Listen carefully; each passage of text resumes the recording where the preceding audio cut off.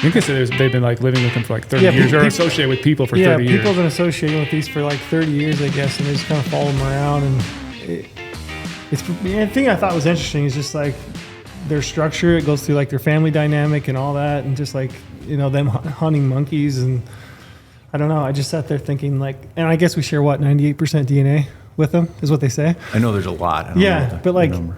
I mean, they have all these close-ups of these animals, you know, and like their ears, it's just like the same as a human ear, you know, their eyes and like mannerisms. I was just like, oh, this is crazy. I feel more connected than I ever have before. That's on Netflix? Yeah, Netflix. It's really good. It's I think it's 4-episode series. It's worth the watch. There you go, another one for you to dive into. Well, I've just gotten to the point, you know, we only have so much time. Yeah. I was going to ask you, what kind of free time do you have of a day? What free time I do have, or like I need to just decompress, I still can't get myself to like watch a movie. Like to me, it's like nothing against movies. I'm like, am I wasting my time? But a documentary, I'm like, at least I'm learning something. Yeah. Has that been that way your whole life? Or is this more recently? Yeah, probably since when the whole COVID thing happened, started working from home. Mm-hmm. Listen, I know a lot of people suffered, but personally, like it was the best thing to ever happen to me.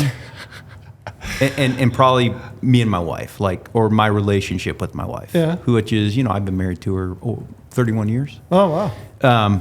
We don't have any kids, but it was like, oh, here's an opportunity. Didn't know how long it'd last. Thought, 3 months, right? Yeah. Said, I want her. You mean like at least another year, right? Yeah, no, but because that's what happened with COVID. You know, it was just like, I want to come out of this thinking it was 3 months. I want to come out of this better than I went into it. Yeah. And so now I got this time where I'm not driving back and forth to work, and that's when I started Knowledge from Storms, and that's when I, you know, changed a bunch of things in my life. You know, stopped drinking, blah blah blah. Well, you know, 3 months went to 6 months, went to 2 years. But that helped me like reset a lot of things. So although a lot of people suffered, and I don't discount that, like for me, it was like I was forced. Yeah. We were all forced to change something, and so that was what forced me to do it, and it was a great reset for me. Yeah. So So now coming out of that, I'm like, I just look at things a little different. Mm-hmm. Yeah, I was going to ask him. I just think generally, and I mean, you're a little older. I'm a little older. Yeah. I just think generally, like my kids, my oldest he'll be 18 in June, and like I'll go to I've been to a movie with him recently. It's the first movie we went and saw Air, with the Air Jordan story, Nike, Phil Knight, and the whole thing. And like we sat, actually that's the first time I've been to a movie since the pandemic, and you know his attention span to watch a 2-hour movie, like. You know, continually just like pop his phone out, you know, so crazy. Check it. See, I didn't even think of that. Send a text message, you know, like scroll through Instagram or whatever it is he's looking at, you know, check a score of an NBA game or whatever it is that he's watching. And then the whole time he's kind of watching the movie, and then, you know, probably every 15, 20 minutes he's like checking his phone. But I just thought, man, I don't know, like this generation, you know, youth that grew up with social media, they grew up with having a computer in their pocket the whole time. Like, what's their attention span? That's interesting. Yeah. Yeah. So I was wondering if like, and I find myself, I'm that way. Like even, you know, with my phone, like I'm not pulling it out, but I have to like tell myself, hey, don't pull your phone out and check it, you know, watch the movie. Yeah. I've had to be really disciplined. Like I want people to understand that although they can get a hold of me 24 hours a day, they don't have access to me 24 hours a day. Right. And so it's like a lot of times I'll come home on a Friday, plug my phone in the charger, and I will not touch it until Sunday night when I call my dad, or, you know, Monday morning. Yeah, that's the way to do it, I think. And there's a discipline to that, you know, you have to apply, but you need to be present. You need to be present in your life. I think it's healthy. Well, the people around you, the people around me will let me know that if I'm not, right? Yeah. So I have a bad habit of going to bed and then, you know, pulling out my phone, and I'll go through and answer, you know, 10 DMs. You know, from people, and it's a bad habit because then I can't sleep. Usually, like I have some trouble getting to sleep because I'm like thinking about, you know, the answers, and I'm, you know, shooting them my thoughts, and it's just, I don't know when I do it because I feel like I need to get back to people if they reach out. You know, if I can help them out, I would like to do so, but it's just like this bad habit that I've gotten into. Seeing that you and I are morning people, so I try to do some of that in the mornings. I will do some at night, but not like when I go to bed. Yeah. Maybe before I do that. Yeah. You know, but like not actually But you know, I'm sure you do too, right? Like, That's- and I'm sure you up. guys have more than me, but you want to reply. They add up quick. Yep. And I don't want to be flippant about it and just like give them a one-word answer. Yeah. No, you want right? to take the time to actually I'd rather explain not to them reply something. and reply when I have time to give them Yeah. a legitimate answer than Yeah. just give them some BS. I would say almost always mine start out with sorry for the delayed reply because Yeah. it's usually 4 or 5 days, you know, Always. or a week. and or I 10 don't know days. what the expectation is. I don't of know people. either. But- But I try to get back to people if I can. But A lot of times they have really great questions too. Yeah. I'm like, that's a really well thought out question. You wrote a paragraph, and I'm going to give you 2 paragraphs, 3 paragraphs back. It's Yeah. like that's Yeah, kind if of my somebody's style. taken I'm that long-winded. time and effort and thought, it's like I think they deserve, Yeah. you know, a decent response. this has sparked a bunch of interest in me, but we'll hit promo first before we could dive too deep and just do introduction. So before we get going too much further, we should do an introduction. We have John Barklow. What's your official title? I looked it up. Are you the Sitka Senior Product Manager? Yeah, for hunting. For Yep. hunting. Yep. Okay. The senior product manager for hunting. Yep. So we're fortunate enough to have you in the office today here in Vegas. You flew down from Bozeman. Yeah. You live permanently in Bozeman now. I do. You're outside of Bozeman, so don't paint me with that brush too much. But yeah. Yeah. But yeah, Bozeman. Yeah. So we appreciate you popping in. And yeah, we're just going to do a podcast. You've been on a bunch of podcasts. As I was telling Brady yesterday, I guess we were talking about it, and I was like, we got to try to think of some angles, some questions, Some new stuff, because some new everyone's stuff heard a we lot. can hit John with. Yeah, you know, we got 'cause- some good ones, I think. Good. We're going to toss your Hopefully. way. I would appreciate it. Yeah. We're going to dig deep. I was telling Brady, I think I'm going to ask him, like, just pull out his phone and see what his last 3 search histories were in Google. Yeah. I could probably tell you off the top of my head. But we'll dive into that here in a sec. We'll hit you with the promo first. So we have a Sitka sale going on coming up. When this launches, it'll actually be going. It'll run till June 12th. So we've got a Sitka sale on in-season products. It's going to be up to 25% off. So like I said, we're going to dive in and talk to you about Sitka Gear because, I mean, you work for Sitka. You do a bunch of stuff. But 25% off until June 12th. And then also we're going to hit you with the promo code podcast. We want you guys to sign up for a GOHUNT Insider membership or an Explorer membership. With your Insider membership, you're going to get draw odds, filtering 2.0, which is the ability for you to filter and find hunts. You've still got some hunt options out there, including over-the-counter options for elk. Elk should actually hit today for Colorado, right? We should get draw results back today. Elk results, yeah. So if you didn't draw an elk tag in Colorado, you can still pick up a permit over the counter, and you can use that filtering 2.0 to really fine-tune and find a hunt to go on. We've got application strategy articles that really break down populations, bull to cow ratios, essentially everything that you would need to know to get yourself out on a hunt this fall, even if you didn't draw a permit. The Explorer membership is our maps portion of our website. You get maps, you get desktop and mobile maps. You get the ability to navigate in-field with offline downloaded maps. You're also going to get points back in the shop, which I haven't really touched on, but 1 point's $1. We like to keep it simple. Yep. Every purchase that you make in the GOHUNT Gear shop as a member, you get dollars back on your purchases. So You get $50 back for signing up for Insider. Yep. And 20 for back Explorer. for Explorer. Yep. So use that promo code podcast, get yourself a membership, buy some Sitka gear. Buy some Sitka gear. Buy some Sitka gear. That's the main thing. Well, we were just walking through your warehouse, and Yeah, what do you I was think? telling you, like 6 years ago, I showed up here, different building, and I swear, like the warehouse was the size of this room we're in today, and to see what it's become is just insane. Like kid in a candy store, you're walking around going, I could use that, I could use that, I could use that. If you ever wonder where our money goes that we make from GOHUNT, it goes right back to the company because we just buy gear right in the warehouse. But Just you know, walk back there. you jump on there, and it's like anything and everything you could want, kind of vetted, right? It's like a one-stop shop. Yeah, it's only the gear that we use and trust. Like we really take a lot of time to put the gear to the test. Like we've all made mistakes in our life, bought gear we shouldn't have bought. Oh, yeah. And went out hunting and had a horrible time. And yeah, gear doesn't make success, but it can make it a little bit more enjoyable. Yeah. Yeah, it's a pretty remarkable little warehouse. The only thing I'm offended about the warehouse is that we went straight up. So like, anything above 8 foot now I can't reach. So. You can't go And out they there probably and did pick it on purpose, so I can't just go out there and peruse through and Yeah. look at things. But yeah, it's grown. Yeah. Obviously, Yep. Yeah, a lot. it's a big warehouse. But yeah, I want to dive back in. You said you talked about the pandemic and kind of a reset. Yeah. I mean, you look good. I was going to comment. You look as in shape. Do you feel good? Do you feel like you've been working pretty progressively towards fitness? And was that part of your COVID? Yeah, well, I've done it my whole life. Your whole life. I know you have, but you... Yeah, it's funny because before we jumped on, like when I turned 40-ish, little after, I could feel like I'd lost half a step. And then when I retired from the military, I was like 44 or something. I just couldn't keep up with the young guys anymore. But I had better technique, right? And I was smarter. More refined, let's just be honest, right? Now I just turned 54 in March.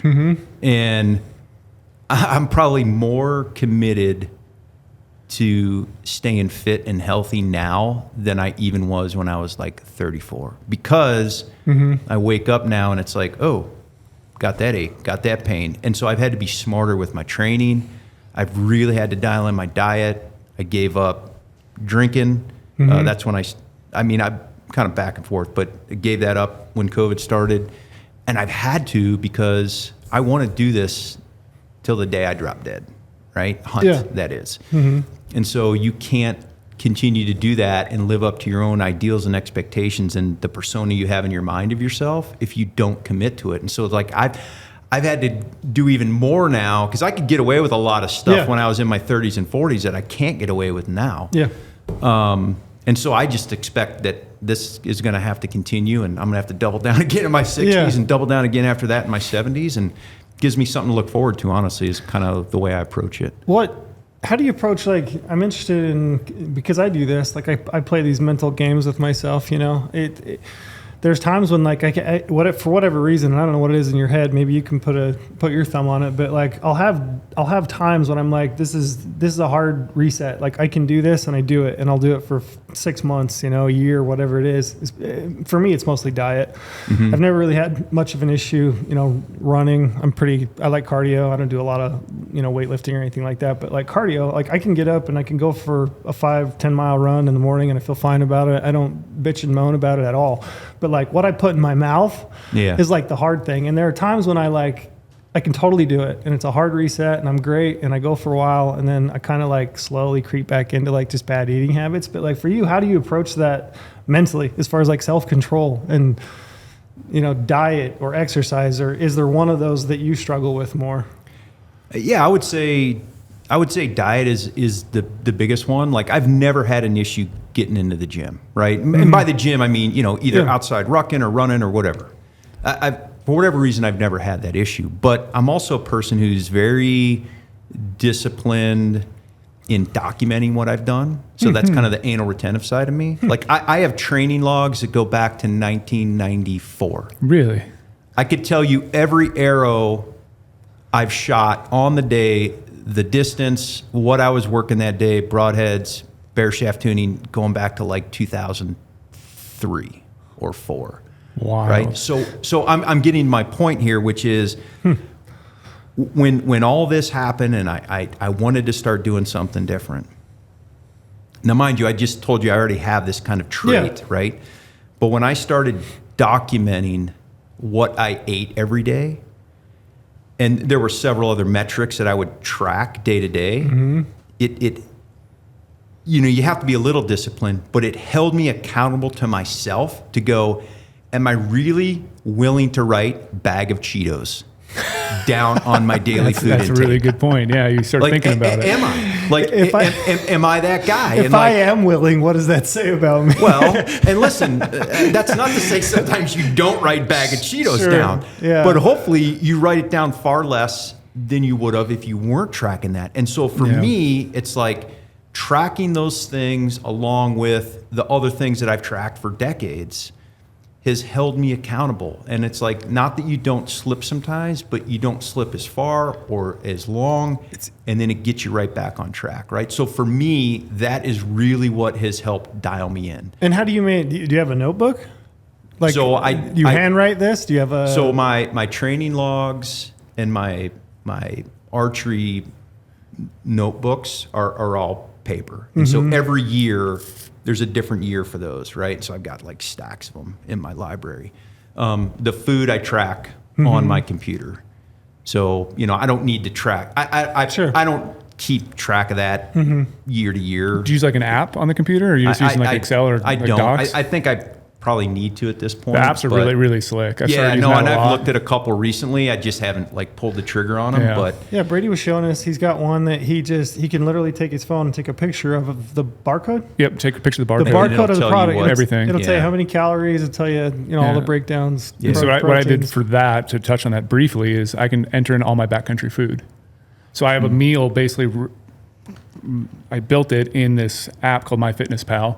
That's just my backcountry food. So all the barcodes I take a picture of, and it breaks out then my whole macro breakdown of exactly what I take in my backcountry hunt. So I know exactly the fats, exactly the carbs, exactly the proteins, and it's just easy. Yeah. And then if I want to do a different one, I can do, backcountry meal plan 2 or whatever it is, and just start modifying it and playing around with it. And it's really visual and easy to see like what I'm taking, and then going back and looking at later, like you said, the note taking.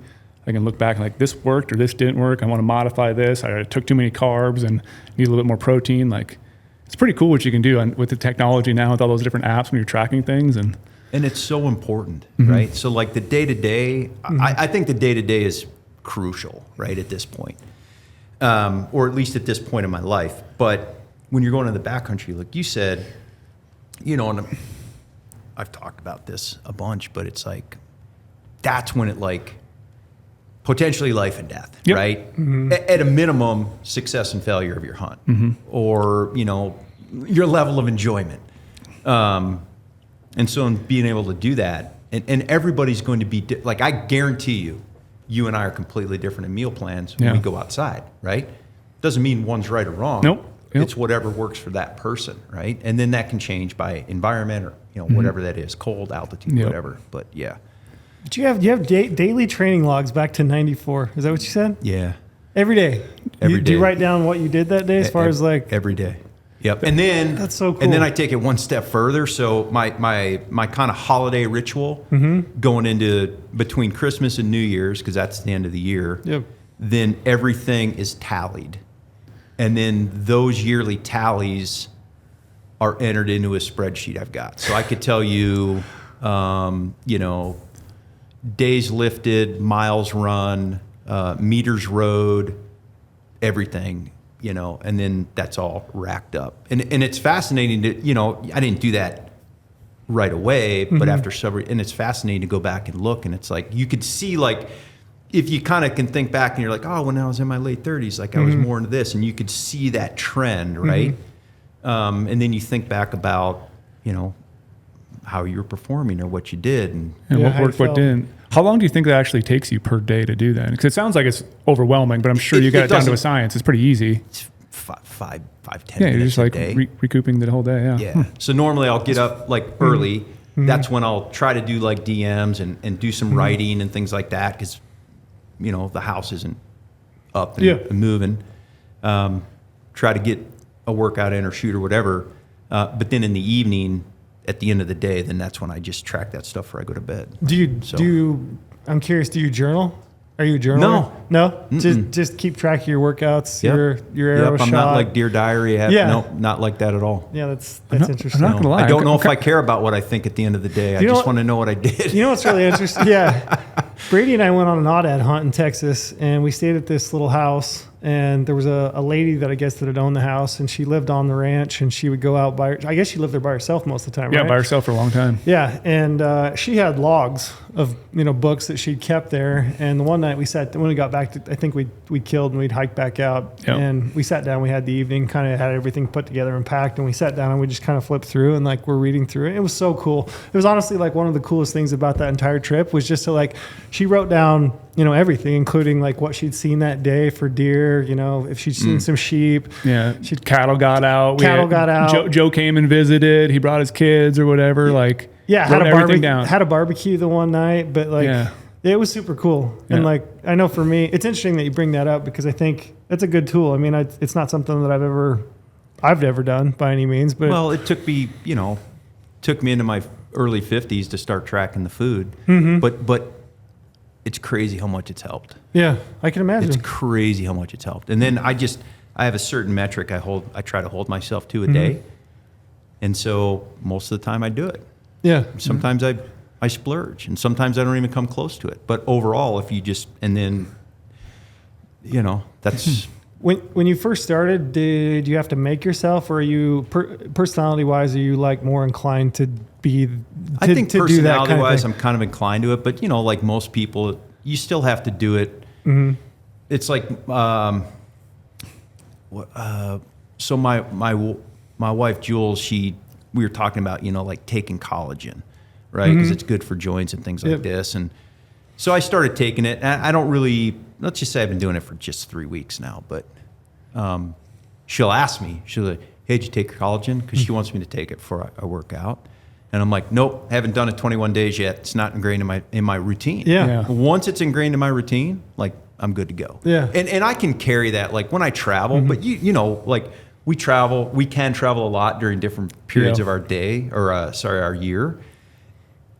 That's where you have to like be a little more disciplined in it. Right. But I literally carry a wet notes pad and a pencil out in the field to, pros and cons, or what worked, what didn't, what would I bring, what wouldn't I bring, all that. And so that's when I'll just put in there and I don't really care about the food. I mean, I care about the food when I'm in the field, but I've already documented that. So I don't really need to talk about it anymore. I don't really need to track that. I'm just eating to eat right at that point. But so it's a little different, but I come back, I get right back into it. Yeah. So I think it's definitely personality can drive some of that, but it's a tool that if you hold yourself accountable to, like I say this at work all the time. Matter of fact, I've been quoted now because in my line of work, everybody's line of work, but in my line of work, like there's more calendars than you really know what to do with. And so you'd think I'd speaking be like, GOHUNT language. You'd think I'd be like totally down with calendars with what I just told you I do in my personal life. I'm not like, down with calendars. I hate calendars, right? But I tell people, I'm like, we have a calendar. A calendar is only as good as the discipline you apply to it. Yeah. Right. So it's like you can make yourself feel good that you got all these things, but if you don't use them, it's like, what's the point? I'm not gonna lie, I'm really inspired to like try to do that now. Like to document everything, because I'm pretty psycho when it comes to like documenting my stuff. Because like I could open up, like you said, you track every arrow. Like I could open up my rifle book. I guarantee you could open up your rifle books. You know the loads you're shooting. I know exactly how many rounds. I shot 7 rounds this day. The next day I shot 15 rounds. What type of practice it was. The temperature. Like I dial it in like that. Every rifle has a book, but I don't go like you're saying, like training or the lifestyle with it. Like I track my workouts to some degree, but I don't do to the level that you're doing. And like if you say it takes 5 minutes, like I have 5 minutes all the time. I can make up 5 minutes to track that. Well, and if you make it convenient, right? So like if you have the book or do it on your phone, right? Whatever, or in the app, and then you just do it enough days in a row, and then you just start to do it. Like I've got, and this was something I learned back, when I was in the Navy, but these lessons learned, right? So you'd go do something, you'd brief an evolution, you'd go do it, you'd come back, you'd debrief the evolution. And then say if it was maybe not day to day, but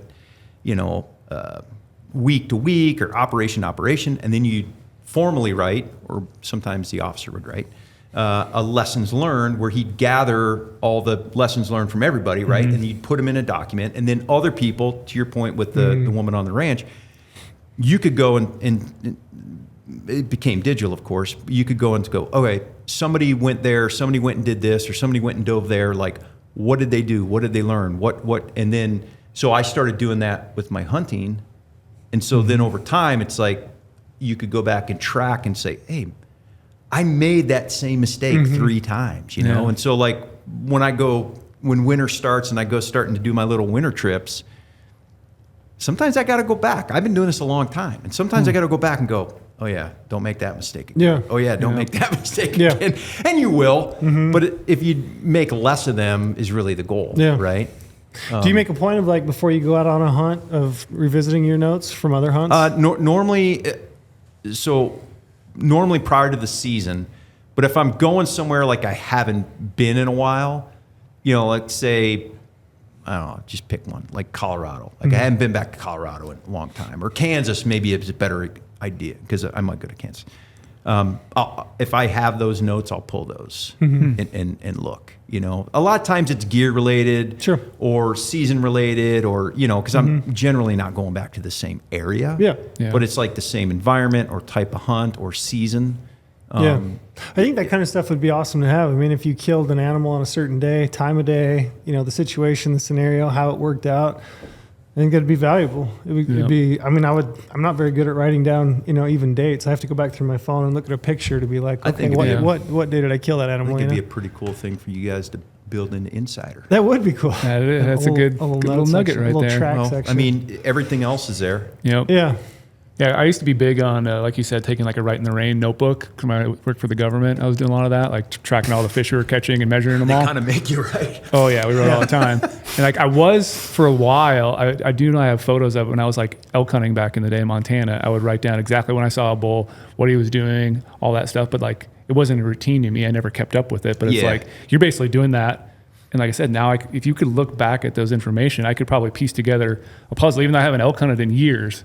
But I could probably go back to look like what worked, what didn't work, and just analyze my hunt and then use that for future hunts. Yeah, I wished I had some of that data for places I did go back to. And I didn't know guys that have, especially whitetail hunters, right? Oh, I'm sure whitetail They're hunters hunting the same properties on this wind, right? This stand or this buck on this day. And like with trail cam data, like there's ways to do it. It's probably a little more difficult. It's probably like hunting. a college degree right there. Just like the amount of effort you can go into in like trail cam reporting and whitetail sightings. And It probably is. If you dove down that rabbit hole, there's probably all kinds of things that you could glean. Yeah. Whereas I think a lot of people, myself included, I'll throw my name out there. I just go out and I'm like, oh, I'll figure it out. I got 10 days, I'll figure it out. But how much quicker could I be or more effective could I be if I had, things documented? Part of the joy of hunting is going out there and just having the freedom to have 10 days to figure it out, right? I'm not saying you have to be, this hyper-disciplined person, but this is, the term I've applied to the whole thing is like, be a student of the game. Yeah. So it's like, you don't have to do what I just described or you do with your food. But the point is, it's like, if you really want to get better, if you really want to up your knowledge, right, and your capability and kind of, hunt with the big boys, it's like, there's effort that goes into this. This isn't just some random thing that just happens. It's like, there's whatever the process is, but there's a concerted effort, right? And there's a studious approach to it that helps people get there. And it's taken. Maybe I'm probably a slow learner. It's taken me decades. That's what I mean. I'm 44. And I need every advantage I can get. I'm 44 and I just heard it today. I need every advantage I can get, man. So, that's a good tip, man.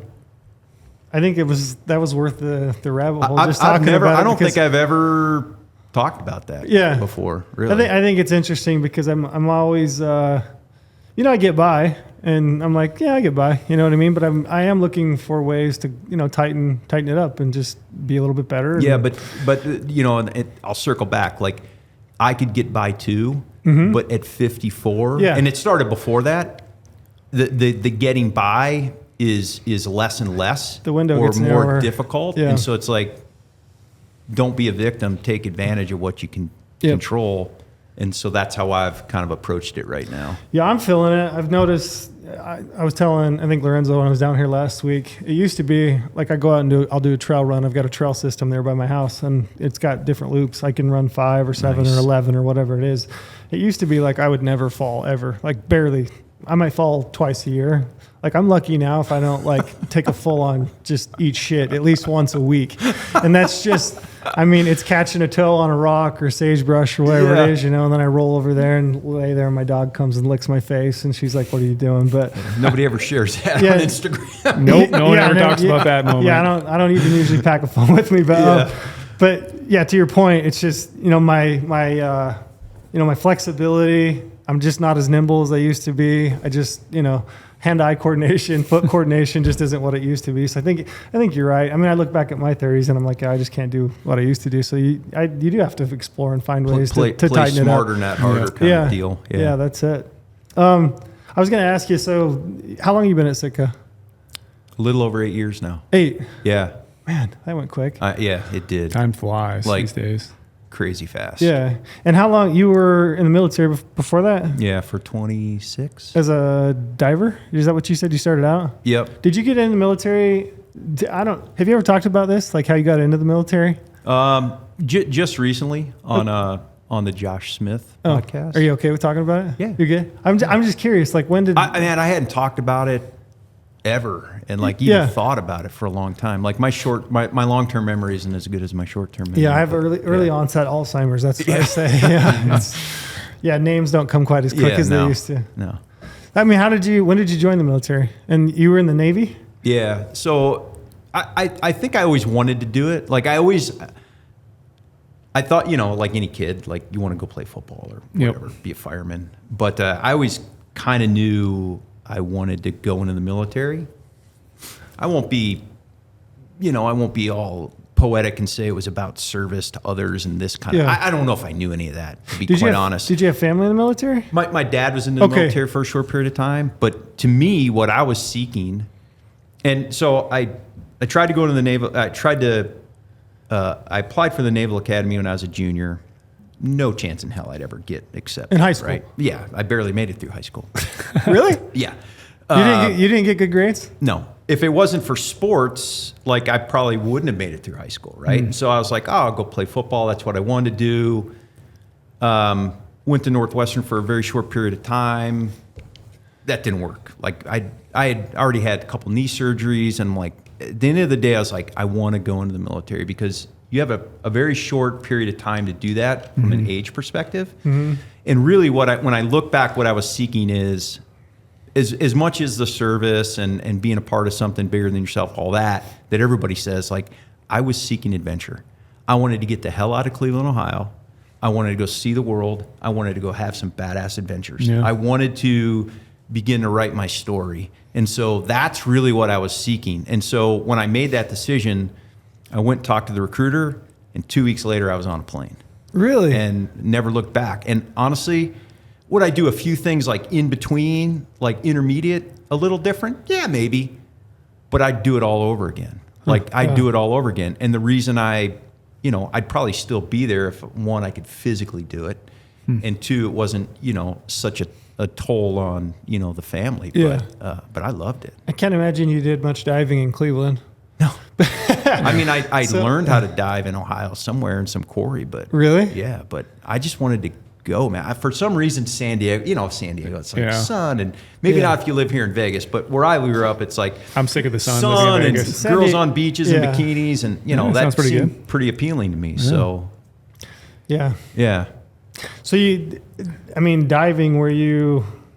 how did that work? So you go into the Navy, you go through basic and all. Yeah, everybody all that. goes to boot camp, and then I had to do a school. So the military changes quite often. Every couple years, and certainly 30 some years ago when I came in, it's different than it is now. But you had to go to a school.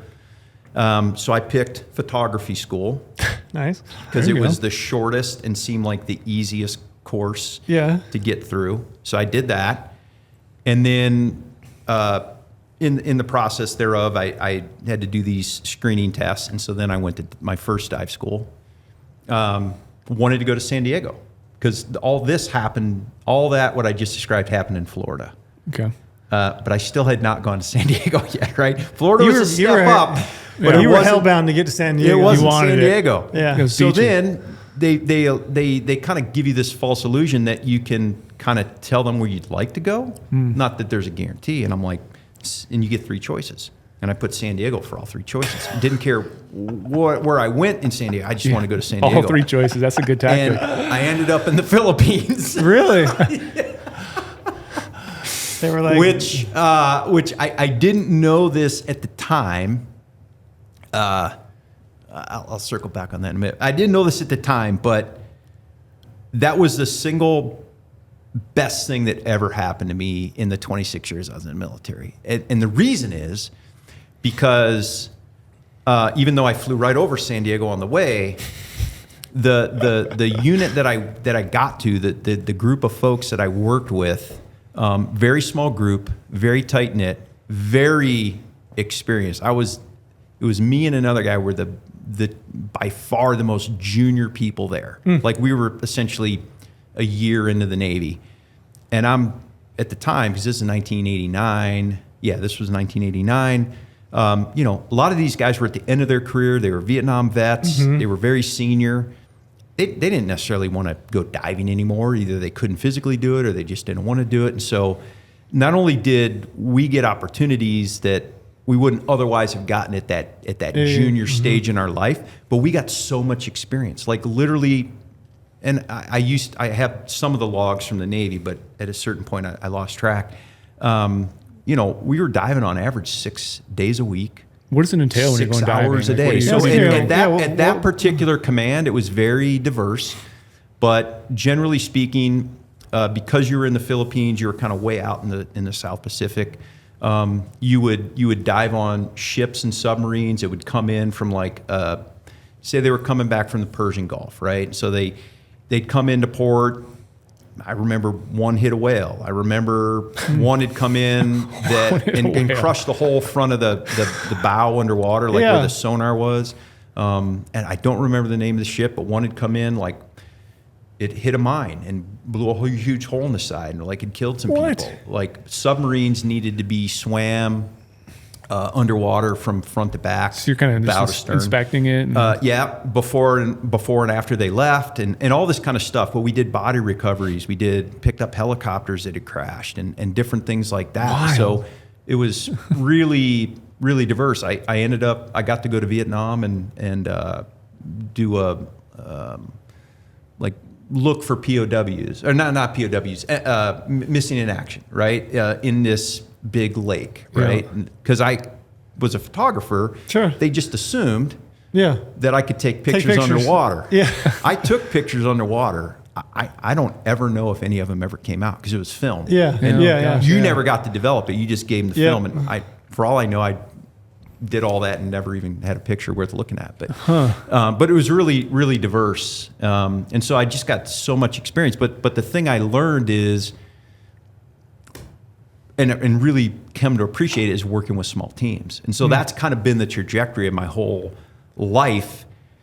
And that's really one of the things I realized what I was seeking when I got out of high school, right? And I thought football would give that to me, is this team atmosphere, this camaraderie, working with people with a common goal and a certain work ethic and things like that. And so I got that. Tragically enough, so when I left there, that was a couple years. That's when I met my wife. I went to my second dive school, but tragically, the second command I went to was almost completely opposite of the first. And so it was really, and I had a great career, but it was the lowest point of that 26 because it was a larger command. And even though we had small teams within that command, which I was on one of them, the leadership was absolutely horrible. They were very selfish, self-serving, didn't care about the guys. It was all guys back then. And I hated it. I love the job. I love when I was deployed. I love when we were, diving and all that, which I tried to do as much as possible, but I didn't like that atmosphere. Yeah. And then through interesting set of circumstances, and actually my wife had something to do with it. That's when I transferred from there and I got into the SEAL teams, which started a 20-year run with me working with the SEAL teams. And I went over to a training command and started, with my diving experience, I started teaching platoons how to get in and out of submarines underwater. So this was a thing, a little bit different then than it is now, but this was a thing that they did. And we had a huge 50-foot tower that was probably 20 feet across, 50 feet of water, had, portholes in it where you could see from the bottom to the top. And we would teach, we had a simulated submarine, it's called Escape Trunk, and we would teach people how to get in and out of the submarine underwater, how to get their boats all rolled up, their outboard motors and all their weapons in and out of water. And then we'd go down to Puerto Rico and actually, on occasion, we'd do it or be there with them while they were doing it. So that started that part of my life. But again, small teams, dedicated. But at that point, what I really came to have always appreciated about the SEAL teams is, just that next level of work ethic, right? That next level of dedication, like zero excuse kind of mentality, like winning is the only thing that matters. And the other one was, if you had something to offer them, a skill set, whatever it may be, and they needed it or they were interested, they'd give you the opportunity. And so, anyways, so then that's when I transferred to, finally got to San Diego. Finally got to where you wanted to go. I went to a SEAL team in San Diego. Did it live up to your hype? It did. My wife and I lived on Coronado for like 6 years. It was absolutely wonderful. That sounds pretty nice. Rode my bike to work every day. It was insane, like right on the beach. And started working with them, started running the diving side of the house there, and doing all that. But then I didn't know if I was going to stay in the Navy or not. And so I had this other crazy idea that I wanted to be a mountain guide, like climbing guide, skiing guide, mountain guide. Is that something you were interested in while you were diving and doing that, or was it? Yeah, a little bit, but I didn't. But I'd never really been around mountains. Yeah. Like to fully like kind of embrace it. So when I got to San Diego and I'm doing this diving thing, and you know, this is pre-war, so you got weekends off and et cetera, and go up to the Sierras all the time. Ended up meeting just kind of happenstance meeting these guys that were mountain guides. And so I started learning from them and then started taking courses. And I'm like, oh, maybe I'll get out and do this. Yeah. My wife had been a ski bum for a while. She's an incredible skier. I was like, oh, I could see us doing that. The Navy thing, like I don't know what else I'm going to do. I've kind of done everything. You know, I've had some adventure.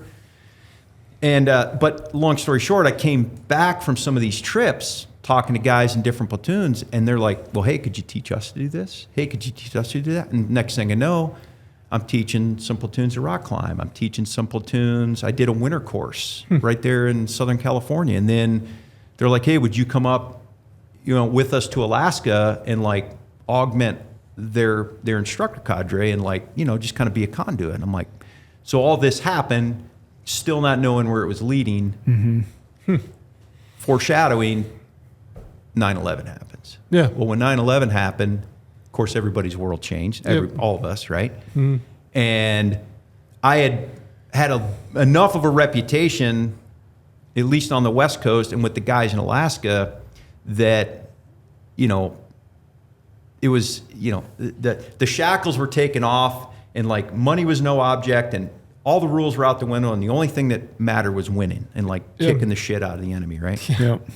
And so the guy that ran the place up there, who was a friend of mine, he called me and he's like, hey man, he goes, I need 12 guys. I can pick them. You're one of them. You need to be up here. And in 6 weeks, my wife and I left Coronado and we're in Kodiak, Alaska. That's a big transition. It was a huge transition. And we loved it. She on board with it? Yeah, absolutely. And and that so this what I call the trajectory of my life has always moved in the same direction, right? That trajectory has continued, and even though you have different like opportunities and you know you have to make decisions, I've always known generally at a broad level like what I wanted. Like I wanted adventure. I wanted to contribute. I wanted to work on teams. I wanted to be a you know an integral part of that. I wanted to you know be successful. All those things. So I got up there. Everything I just told you. Parlayed that, I hit the ground running, and the next thing you know, for the next, I mean, I don't know, like 3, 4, 5 years, it was just balls to the wall, 365, learning from the best, whatever it was, teaching, going out on our own, lessons learned, making mistakes, circling back, changing a lesson plan, doing it again, and that set that course for all those years up there. And then I'm like, okay, I'm, you know, as I mentioned before, I'm kind of lost to, so I realized a couple things, because I told you I probably wouldn't have gotten out if I just didn't get old. But the other thing that I had to do was not be selfish, right? Because what I realized is I was really good at my job, I think, really good at my job, right? I could have stayed there, done the job, ridden a desk, writ the curriculum, but at the end of the day, I was being selfish to not get the heck out of the way and let the next generation come and replace me. Because if not, it's like it would always been me and my thought process, and you know, people would have given me the respect I probably didn't deserve. But you know, okay, we'll do what John wants to do. And it's like, no, at the end of the day, the best way to do it is go, I made my mark. I need to step away. It's a hard decision to make. It took me it actually took me about 2 years. And in the process of that, I'm like, what the hell am I going to do next? Yeah. And that's when I realized, I'll let you ask a question here, but I sat up, bolt upright in bed one night, 2 in the morning, 2:30 in the morning. I literally sat right up, and I was just like, I want to be in the hunting industry, and I want to work for Sitka. I swear to you. That's pretty cool. Well, I've been knowing kicking around 2 ideas, and the 2 ideas I had, because I retired in 14, we were coming out of the 08, 09 financial crisis. Mm-hmm. And I said, I want to go into I want to get a job. I really wanted a career, not just a job. But I want to go into an industry that was somewhat recession proof. Yeah. So we're going to pressure test this here real quick, I think, Oh, or yeah. we are in the process of.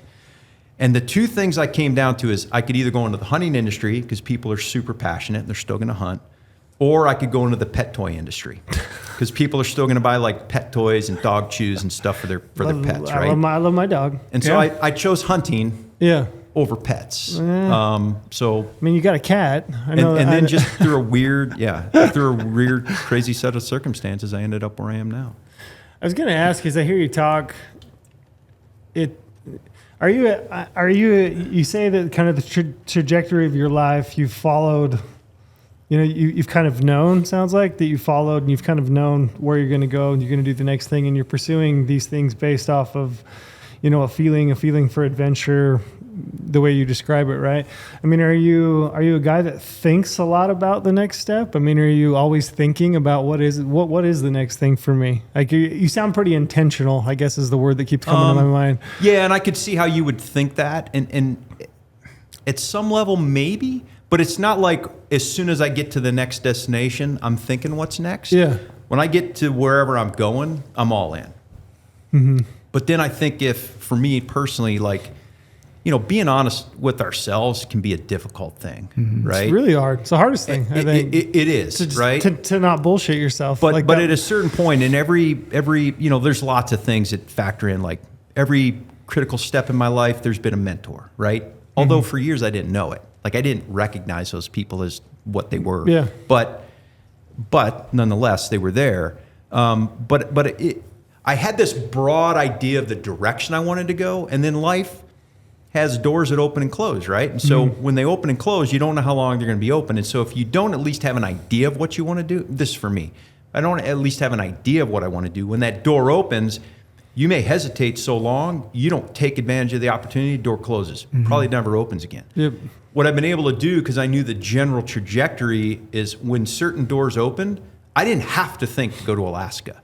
I didn't have to think to go and start teaching sub-ops, right, in Virginia Beach. Like, I knew that's, like, I was like, oh, I hadn't thought about that, but that's the trajectory I'm going. I'm taking that path. And so it's continued to lead in that direction, right? And so it's been checking the boxes, though.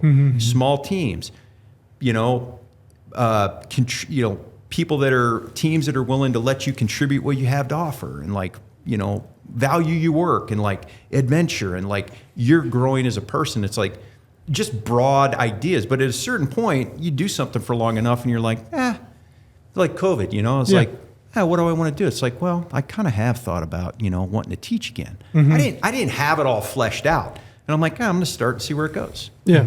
It's mine. So I always reserve the right to quit at any time, right? Yeah.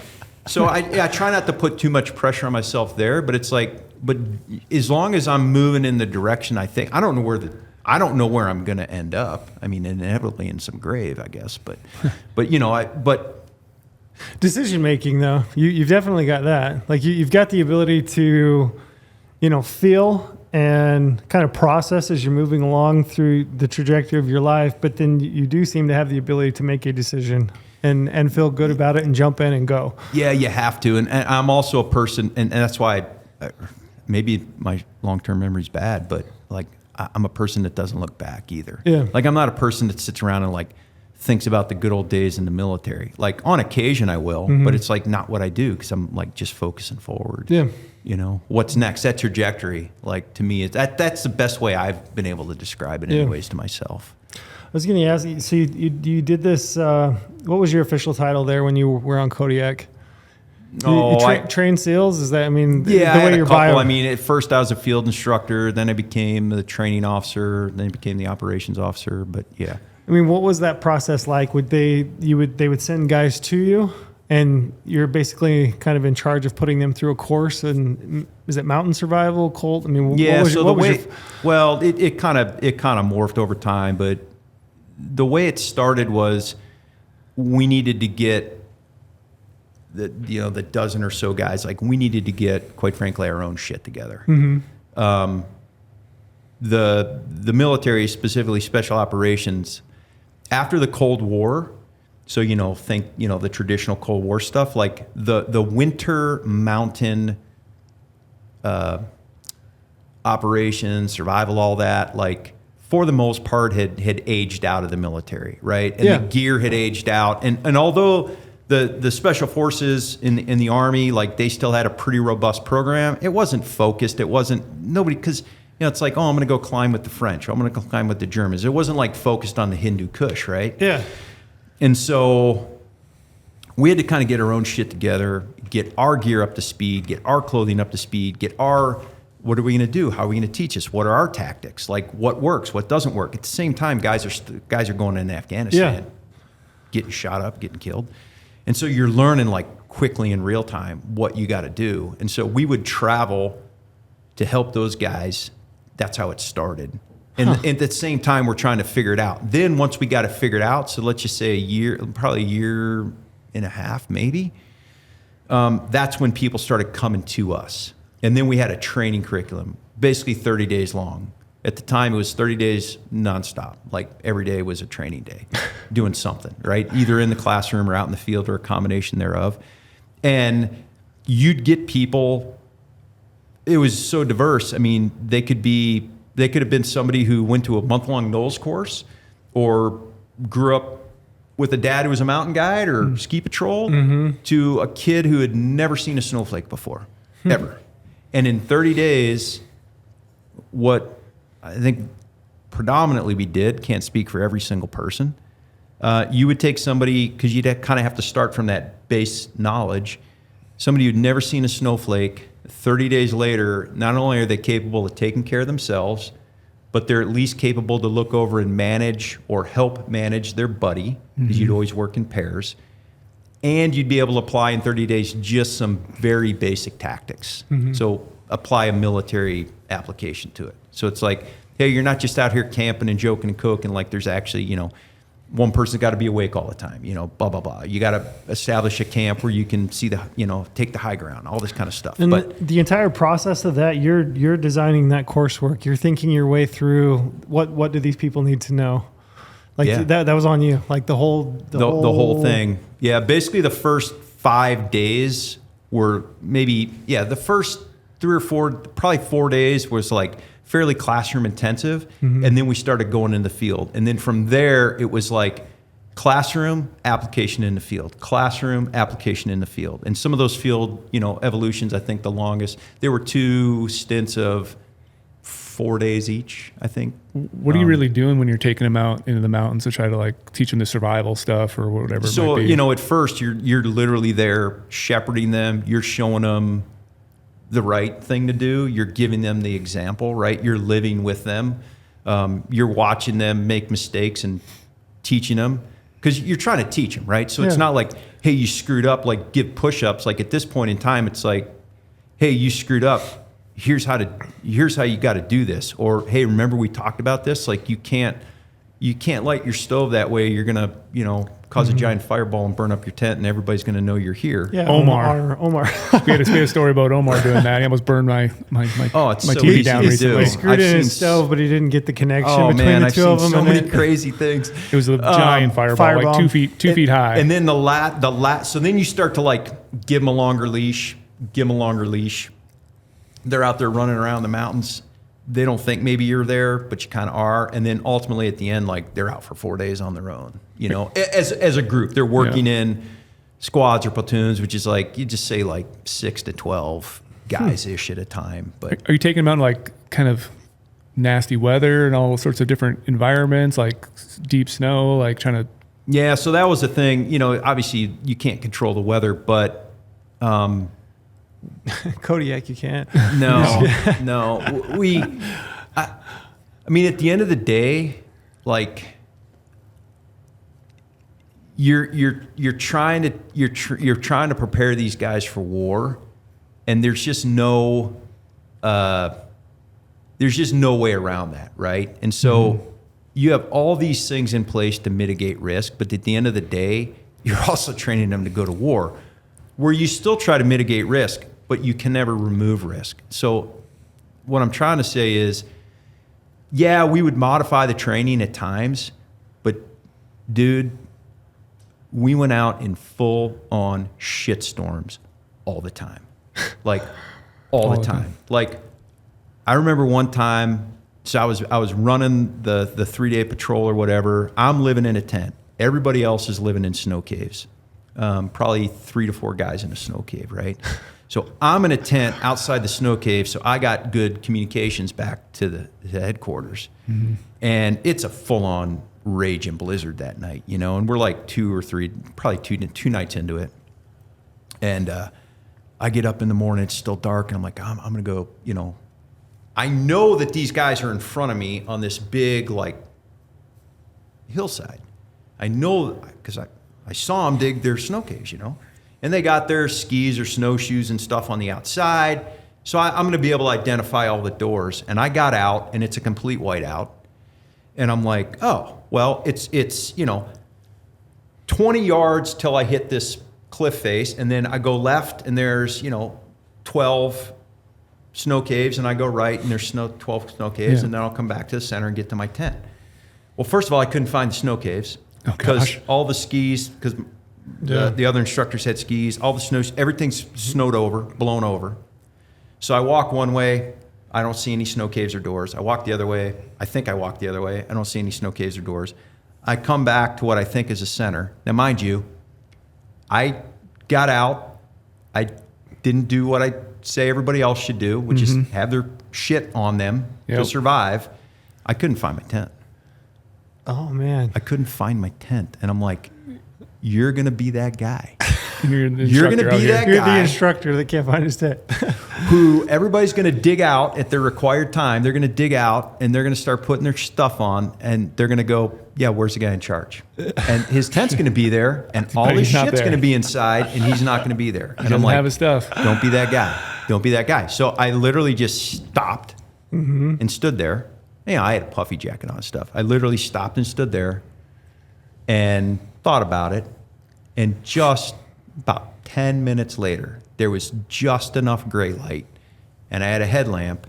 And I did this. And I caught the guy line, the reflective cord on my guy. And I walked to my tent. And I'm like, lesson learned. Don't be that guy. Yeah. So what? And then I just passed that on to everybody. I called myself out. I'm like, we get back, we're debriefing. I'm like, yeah, so here's what I learned. And I went through it, and they're like, oh, that could happen to you? And it's like, yeah, it can happen to anybody. So, yeah, we went out in some stuff that was just, honestly, it was like damn near biblical. It was wretched. This stresses me out. Just not necessarily the conditions, but just the fact that you're kind of in care, you're not taking care of these guys, but you are. You're the guy in charge. You're responsible for them. Yeah, that's and their well-being. Yeah, that's the reson I couldn't be a hunting guide, because when I'm out there, I just want that guy to have the best experience, Yeah. And I think about this, I just don't think I'm not a hard ass enough. I don't think that I would be like, oh, are you guys okay? What do you need? Like, I go with a camera guy. I'm like, hey, you guys hungry? What do you have? I couldn't do that job. It would stress me out. Well, so we would do like this land nav thing up in the mountains, right? And so they I don't exactly remember, but they'd start in pairs, then they'd link up, and then eventually there was like 4 groups.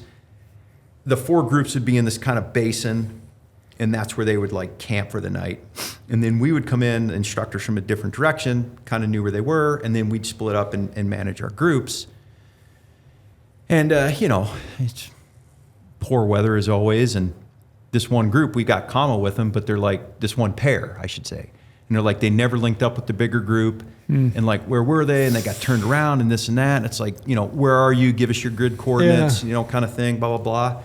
And they were kind of in a cliffy area.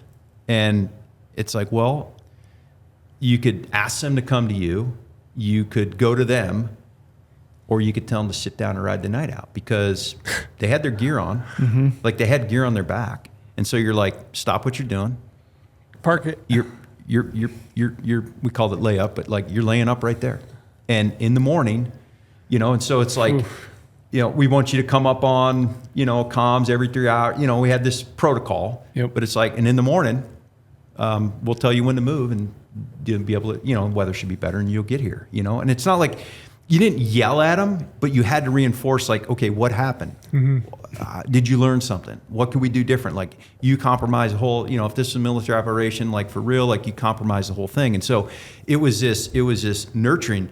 The thing where I really refined my skills, so to speak, because, you know, probably like a guide, because you can't worry about yourself. You are worried about all these other people, right? So it's like, I come in, I'm wet. My sleeping bag's getting wet every night. You know, my tent's frozen every morning. You're packing it up. You're doing it all over again. That's where this knowledge from storms thing came from, because it's like literally learning from poor experiences. Because if you're not learning from them, you're really wasting a valuable opportunity, right? And so that's really is kind of, you know, other way to say it is like a hand, you know, burnt hand learns best or whatever it is. You know, those kinds of things. And it's like when no sane person would have continually put themselves in such horrible weather over and over and over and over again, but we did. And we did it for years. But the way we always looked at it and the way I always told the instructors in the cadre, it's like, yeah, I know you've done this, you know, 15 times in the last 3 years, but for these guys, it's the first time. And literally some of those guys were in the Hindu Kush 6 months later. Wow. So it's like, this is the only way they're going to get it. This is the only time they're going to get this. And the next thing you know, it's going to be for real. So, and it, you know, it wasn't like I had to like reinforce it, but we just had to tell ourselves, it's like, God, we got to go out again. It's like, yeah, we got to go out again. Got to do it. Yeah. Got to do it. So how do you go about, like, a lot of this is obviously tactics and just learning how to survive out there, but like, how do you go about training someone for like the mental toughness side? And how much you think like that could correlate to hunting though? Like they're coming to you pretty mentally. They're already tough. They've already been through the selection part, right? The part you see on TV, buds. Like they've already been through that. So it's not like they weren't tough. They were, right? And nobody was going to quit. Honestly, it was, in some regard, it was a bit of a detriment because you knew they wouldn't quit. And like if we didn't tell those guys to sit down in the middle of the night, they'd have kept going and wandering around, and God only knows they'd have gone off a cliff or fallen in the water or something, you know? So there wasn't that aspect of it. But to me, it's like when I start like, okay, how do I apply that to hunting? This is where I'm a big proponent of this training. Like I'm a huge proponent of training, right? Or planning and preparation is another way of saying it. And, you know, I think we would agree at this table that, to me, hunting season is not long enough. Like I want September to be 12 months long. Yeah, right. Not to get you know, my family doesn't want that to be, and you know, I probably don't really want that to be maybe 10 months. But it's not long enough. So it's like, okay, so if hunting season's short, and let's just be generous and say you're hunting 30 days a year, the average person, which it's not, but let's just say they do. What are you doing the other 11 months out of the year, right? And so here's the opportunity to actually train and like go out and like, you know, learn backpacking, like learn how to live outside, like go and shoot your bow or your rifle in like windy weather, rainy, or go out in a snowstorm, go learn to winter camp. Like that's where I think that, you know, so gym is a huge component, but it's like, now's the time to like test the gear, build that confidence in yourself.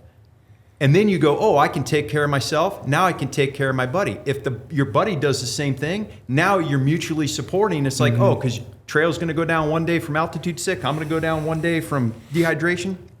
We take care of each other.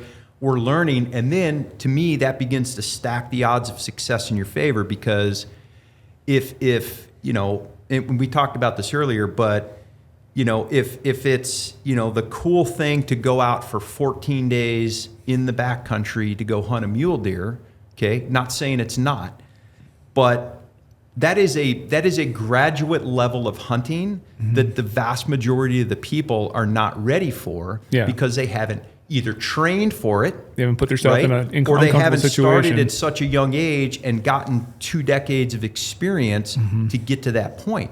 And so they're like, oh, how does Trail do it? How does Brady do it? And it's like probably different answers, but it's like through lots of trial and error and lots of practice, lots of training, lots of preparation, right? And so my whole platform is all about student of the game, educating yourself, and then training because it's fun. Like, I can't go hunt all year, but you know what? I can still go in the mountains every year. I can, or all year. I can still shoot my bow. I can still hike. I can still train. I can still take what I learned in the gym fitness-wise and apply it outside and go on those runs. And it's like, that's the fun part. And it's like, that's where over time, you know, the mental capacity, I think you begin, this is just my take on it, but you begin to build that in the gym, right? But, and I think it might have come out today. I don't know. Maybe it's an article I'm writing for next month. But at a certain point, I know in the gym, if I want to puss out, like, you know, I wrote that I want to do five sets of whatever, but I can go, I'm gonna go light, or I'm just gonna cut it to 4. Just not feeling it today. But go put yourself 5 miles back in the backcountry at a high lake to fish, and the only thing you brought with you was, you know, whatever your kit is, and a fishing rod, and you're like, that's how you're gonna feed yourself? Like, you're gonna figure it out. Or you say, let's go back to nutrition, because I think it's critical. It's like, oh, I'm gonna go do this, you know, 2-day thing, one overnight, me and my partner. We're gonna cover 15 miles. Maybe you've never hunted that far before, you know, or hiked that far before.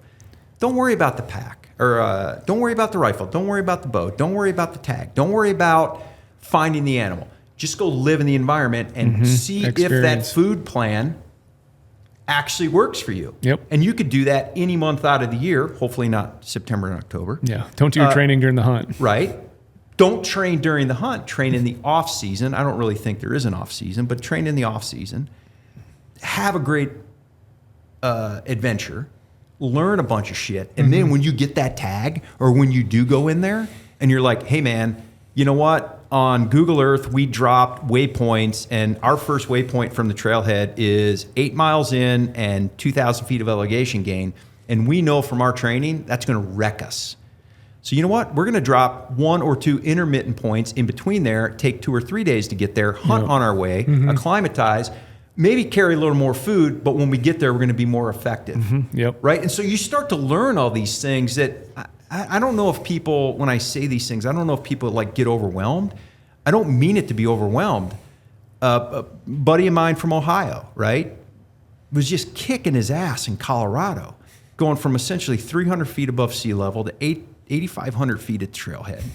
And he trained all year, but he threw the pack on and he couldn't go 2 miles down the trail climbing to get where he wanted to go. And so, you know, over time I've been talking to him like, well, what are you trying to do? I was like, well, you know about altitude? No. I was like, well, you need to. And I was like, you know, where are you trying to go? He's like, well, you know, it's 1,300, I think it was 1,300 feet up and 5 miles in to get to this camp where he wanted to glass from and live. And then he thought the elk would be on the other side. And I'm like, all right. I was like, here's a plan I think you should consider. Fly out there a day before, or drive out there, right? Take your time. When you get there, sleep at the trailhead.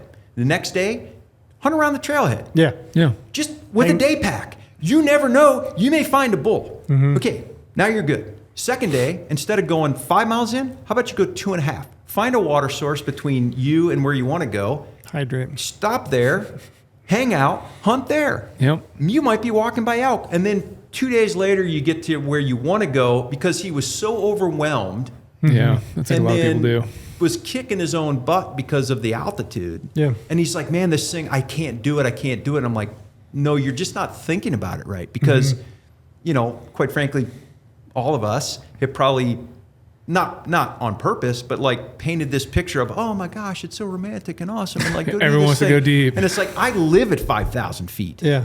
And if I go to 10,000, like working up to 10,000, like I still am going to slow down. And so it's easy to overlook when you're flying around on Google Earth going, drop a waypoint, drop a waypoint, drop a waypoint. You know? It's like, Yeah.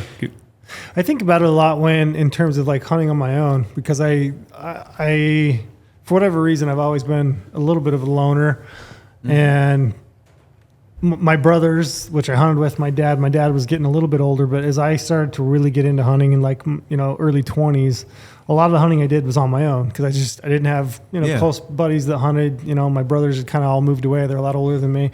So I did a lot of hunting on my own. I just did a podcast last week with a guy, and he was asking me, like, what's your most memorable hunt? And I was kind of explaining to him, I'd done this New Mexico elk hunt, and I did, 10 days by myself. And I never saw another person in 10 days. And I can't remember if he said it or somebody else mentioned to me, but they're like, I could never do that. It's just, 10 days is just too much to be completely on your own. How do you do that? Well, I mean, it started with one night.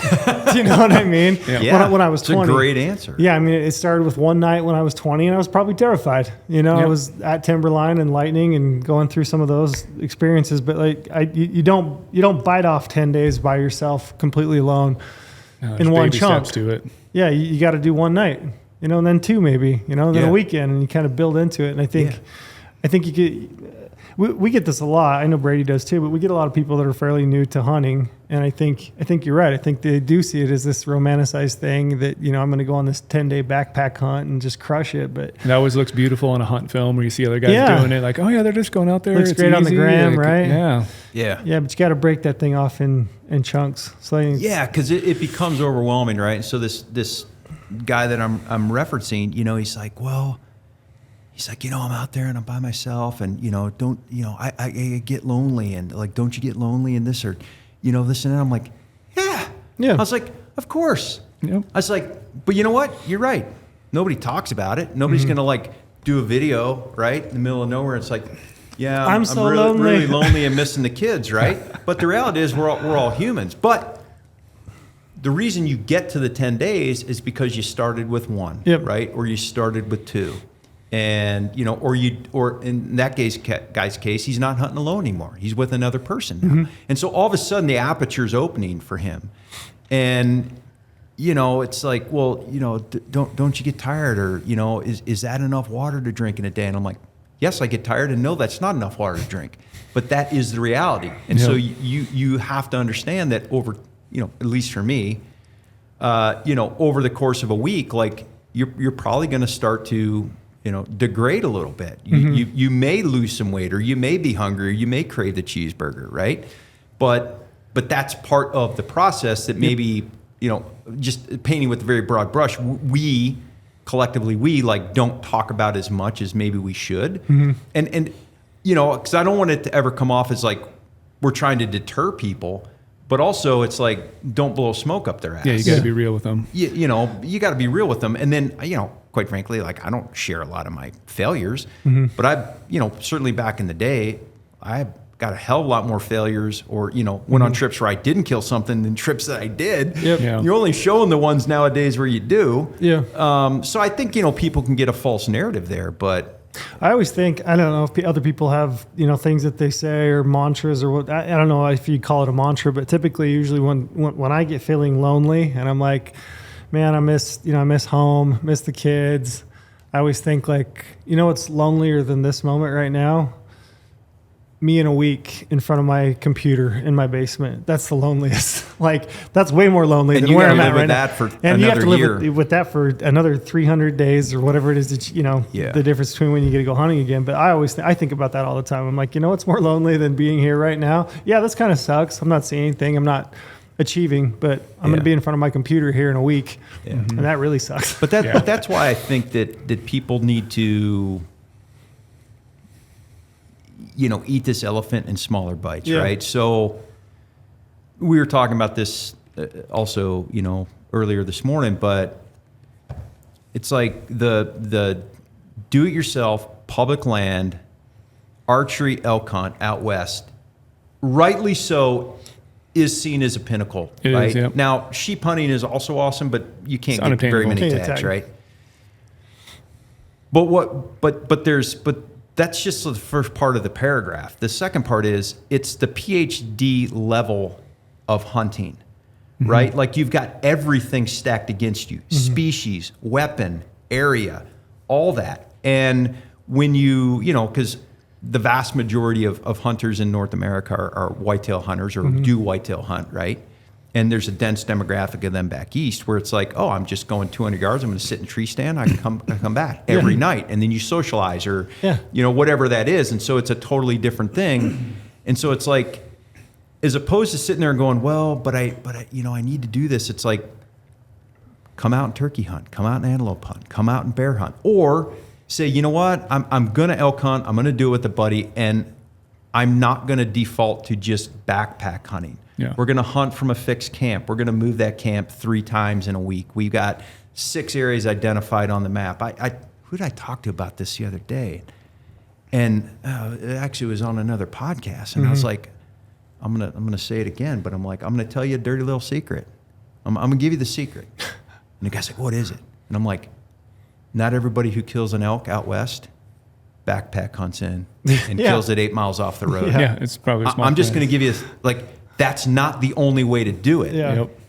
Now, I hope everybody does it, to be honest with you, because that leaves a lot of room for me closer to the road. But it's not the only way, right? There's lots of ways. And so it's like, if one way doesn't work for you, then change it. Or if you're new to this, crawl, walk, run, and then get to that aspect. Or, have an outfitter take you back there and drop you off. So there's a lot of different facets to this. And this leads into something like you've been kind of talking about the whole time, which I want to maybe switch and dive into. Yep. I want to talk about your outdoor class, Backcountry Mission Planning.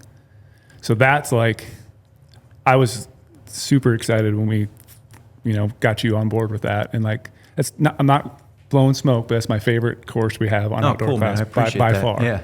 It's like literally, like you're talking about right now, the mental side of it, the small baby steps, like going through everything that someone needs who doesn't have that confidence to go out west for the first time. You lay it out to them in a very easy to understand process. And I just wanted you to like dive into like some of the stuff you talk about on backcountry mission planning and why it's so important to you, because it leads like everything you've talked about before, this, training special ops, all your prior experience. And give us a sales pitch. I'm interested to know, like, sell somebody on. Not that you have to, but I'm curious as to what your mindset, what you put into that. So first of all, thank you, because coming from you, that means a lot. Essentially what backcountry mission planning is the 30 plus years of experience that we just kind of talked about at a high level.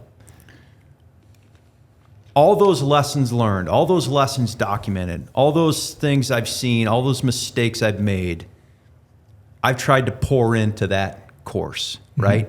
So I'm not theorizing. I'm telling you, if you don't train with your food, you're going to fail. You're going to bonk. If you don't factor in altitude, when you go out there, you or your buddy is going to get crushed. And the first time you see your friend on his knees coughing up blood, it's going to become very real to you. And so, we talked about, very briefly, we talked about mentorship in hunting and where it used to be, our dads or our granddads or our brothers. Yep. And it's not like that as much anymore. And so it's like, I was so privileged to be asked to be part of OutdoorClass. And so I really take it serious. But the first course I wanted to bring was what I think is foundational, which is I'm not going to teach you how to shoot. I'm not going to teach you how to call. I'm not going to teach you how to hunt. I don't actually think I'm that good a hunter. I think I'm average, right? I get a lot of reps in, so I find some success. But what I think I'm really good at is preparing people to go and live, survive, and thrive out there. That's the big thing. To give right there. themselves the best chance of success, to give themselves the best chance of using those calls and using their shooting skills to kill whatever that target animal is. Because if you can't live there, and I'm not talking about surviving like, oh my God, I'm on the verge of dying. It's like, no, going out there and like understanding that if a snowstorm happens freakishly at altitude in August in Colorado, or you get fogged in a day, that you're good and you can just sit in place, and the next day you'll probably be on the front end of some great hunt action, right? And so that to me was something that was overlooked, not on purpose, but overlooked, to where the better prepared you are, the more planning you do, not just e-scouting. That's just one very small component of it. We've touched on some of the others. the more of that you do, even if you live out west like we do, but especially if you're coming from a state outside of the West, Cleveland, yeah. that helps stack the odds in your favor. Now, am I saying that you're going to take my course and kill a bull the first year? No. But I guarantee you will avoid a lot of the common pitfalls that I have made, that I have seen 3,000 other guys make in my training, right? When I've been teaching, that I've seen them make, that you don't have to make. So like I like to say, I can't hike the mountain for you, but I can start you farther up than you starting at the bottom, right? And so to me, that's huge. And especially when you get somebody who's coming into hunting, you know, in their 20s or 30s or 40s, right? That didn't have the opportunity to like we did, to get 20 years under their belt before they were 40. You want to get a little bit of a leg up. You still have to go learn it for yourself. Yeah. But we can help you get there. And so again, those 11 months that you're not hunting, that's when you take all this information and you start to implement it. And then the 1 month that you go, then you start taking these other courses that are on OutdoorClass, and that's when you become lethal. Yep. Yeah. I've always said, people have asked me, you know, what's the difference between somebody who's, you know, consistently successful in the field? You know, what is that 10% of the people that kill 90% of the animals? You know? And people hate the answer, but I've typically just said it's just time. Like, it's time in the field. It is. Like, the people that I know that are the best hunters are guys that are spending more time in the woods, which you cannot do if you can't navigate it, live in it, thrive with it. I know for me, like, when it comes to elk hunting, I became an infinitely better hunter when I got more time with elk in the elk woods. Yep. So it was that next step for me of like, well, you know, my base camp is pretty comfortable. I feel really safe back there in the wall tent. I'm going to hike back and forth to the wall tent every day, you know, and I'm going to have my stove or whatever it is, a hot meal. I got way more successful when I decided, like, hey, I can live out here with these elk. You know, I can navigate this. I can eat the food that I need to, you know, to function the next day. I became way more successful once I figured out more that rested step. too. Way more rested. And you kind of like get into down to almost time. a rhythm or in tune with like what's going on out there. Yeah. Oh, you do. I mean, you're laying there and, you know, in your tent or your bivvy or whatever it is, and like, you know, you're hearing a bull or, you know, a herd of bulls and cows piping off up the ridge, and you're like, oh, I know where I need to be tomorrow, versus you're back in your wall tent, you know, and you're missing all that action at night. That you can pick up time and just experience out there. And it's time. I mean, I really do. I think it's, you know. Yeah, you didn't start doing that. No, I didn't start doing it. And that's what I think people need to understand. Yeah, it was a progression. But I think that's I think that's essentially what your course is set up to do. I mean, you're giving people the ability to then flip time in their favor in the woods. Well, so for me, even though I grew up in Ohio, like I was, maybe still am, a horrible whitetail hunter, right? Like, you know, a self-taught archery hunter, whitetail hunter, like it's tough, right? As a kid. But, you know, even after that, because I would randomly pick 5 days on a calendar that worked around my work schedule and go, I'm going to go to Kansas. I'm going to go to Iowa. I'm going to go, you know, Illinois, whatever the case may be. And then inevitably my luck didn't hold out, and it was always warm and windy or whatever, you know, or full moon or blah, blah, blah. And it wasn't until I committed to putting in the time and going, you know what? I got 2 weeks, 15 days, whatever it is, blocked. And I'm gonna get as far or as close as I can to that before I commit to those days. And then I'm going for 15 days. And when I did that, when I gave myself time, which is the same equivalent, just different application that you're talking about, and I started getting in tune with those deer, and I could hunt or take a morning off when the wind was, that's when I started killing my bucks. Yeah.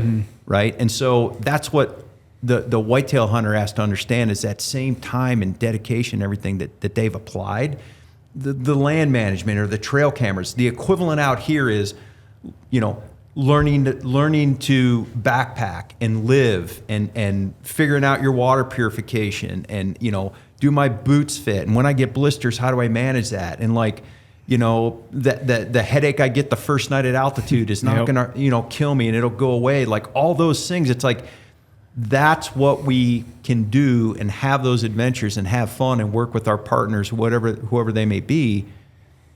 And then when you get the tag in your pocket, you feel real confident taking the 10 days off to drive from Pennsylvania to Colorado and give it your best to hunt that elk. And it's not just a crapshoot. You're like, well, at least I've done everything I can in my control. And, you know, maybe you kill, maybe you don't. And then the next year you're even better prepared. And then the next year you're even better prepared. Yep. Yeah. Sounds like you had a good time putting this course together. Did you enjoy it? I'm just curious. It feels like you did. No, I had a blast. What I realized, you know, kind of started with COVID, but as I mentioned earlier, but what I realized is I really felt like I was a selfish prick. Like, I don't mind saying that. Like, no, I feel that way all the time. Yeah, about me. No, about me. Not about you. About me. But what I realized is, you know, where this kind of knowledge from storms thing came from was I thought I had some experience and information and maybe a unique perspective on that I wasn't sharing, and I missed teaching. And so I wanted to kind of build a platform to get back to at least teaching, right? And so if people appreciate it or not, almost was irrelevant when I started. Maybe it still is. I wanted to make sure that at least I was doing my part to pass on what I knew, and if it helped anybody, like that made me feel good. Yeah, that's a win. And then when OutdoorClass approached me and said, "Hey, here's an opportunity," and I could amplify, because I couldn't do this on my own, like to the production level and everything that OutdoorClass is.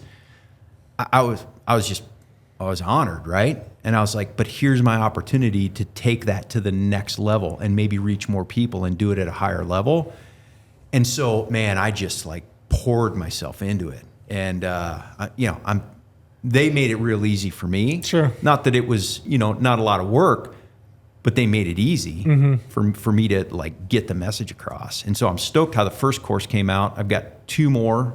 In the can? So no, not in the can. I'm like, man, you are rolling. I've got one written. I outlined it and I wrote it. I've got the other one still outlined. So, you know, we'll keep knocking them out the next couple of years. But and what do you have right now? You have 16 chapters, if I remember right? 16 chapters in Backcountry Mission Planning with the intro and then the... So these other ones you're having, are they going to be also multi-chapter? They'll be multi-chapter. Modules? I think we'll maybe change up the format a bit. What I'd like to do is, for anybody who's listening from OutdoorClass, but what I'd like to do is begin to build a series of courses that build on each other. Oh, it's like advanced levels? Because see, from my background, it's like, here's what you do. Like, you teach a person to be competent and capable of managing themselves, right? And then with some experience, they come back. So we taught that first initial course.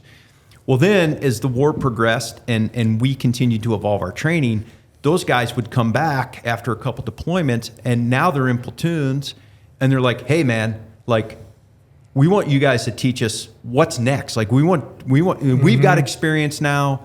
We want you to teach us the next level." And so then that's when we started traveling again, and we're like, "Oh yeah. What do you want to do? What skill set? What environment? What altitude?" And then we started traveling to them in what was called mobile training teams, and we started teaching them that, right? So then I could walk in and go, I know that this person, maybe they needed a refresher, but I know that this person at least is capable of managing themselves and their buddy. They've got a baseline. If I say, "Hey, remember this?" They're like, "Oh yeah, right, got it." And now you can start building on that. And so I don't think it's fair, at least in my mind, to sit there and go, "Hey, we're going to go to like 303 if you haven't taken 101. Yeah. And so it's like, built the foundation with Backcountry Mission Planning. Now if I at least reference back, they understand. And that's where I want to like start doing some, I don't want to say cooler things, but like maybe a little more targeted. Yep. That's what I'd ultimately like to do. So the next 2 courses are maybe kind of dancing around some of that. And that's what I really like about like OutdoorClass and just education in general. I always explain to people like knowledge is power. And like whenever you're trying to learn anything about hunting, you need to be a sponge. Whether you're going out with someone, taking the first time, like be a sponge, absorb all that information, soak it all up. And that's what these courses like really do. And I pulled one quote that you said in a Backcountry Mission Plan that I thought was like very similar to that, but like on another level. And maybe I want you to expand on that a little bit. It is, knowledge weighs nothing and only costs your time to acquire. Yeah. And like, I think that's a very important step when someone's learning about going out west for the first time, learning about backpacking, learning about surviving in the mountains. It just takes your time to acquire this knowledge. And like you said, time is everything when you're out there. But so a mentor of mine told me that, and maybe that's not a direct quote from him, but basically that's what he told me, right? Because, and I think you mentioned it earlier, but when we're starting out, when we're figuring things out, when we're new to something, be it hunting or climbing or whatever, we pour ourselves into the gear, right? And we love gear, and we got a warehouse out there full of awesome gear. Like, give me 5 minutes to like run around like those, those cooking shows where you like to get to grab ingredients, but you can only walk out with what you can carry. Like, love it. So we love gear, right? Yeah. Mm-hmm.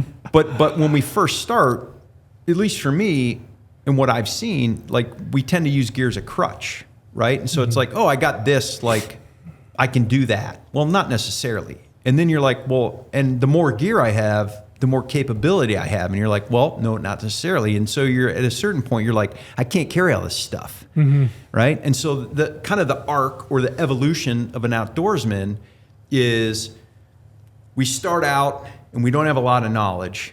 And so we get a lot of gear and we overburden ourselves. And honestly, those are some of the fondest memories I've got, right? Just looking back and going, God, what a tool I was. Like, but I was a kid, but it doesn't matter.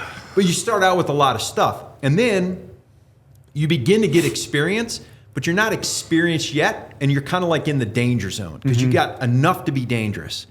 And you're like, man, I don't need all this crap, so now I'm leaving it all behind, right? And that's when you cut the toothbrush and like— You're going ultra light. You're going ultra light, and you're literally counting grams, not ounces, grams, right? Graham crackers. And I'm not necessarily busting on that, but what's wrong about that is you don't have enough. You're carrying so little, you don't have enough knowledge to get your ass out of a jam if you get into it. And then eventually you end up in a place where you've acquired that knowledge, right?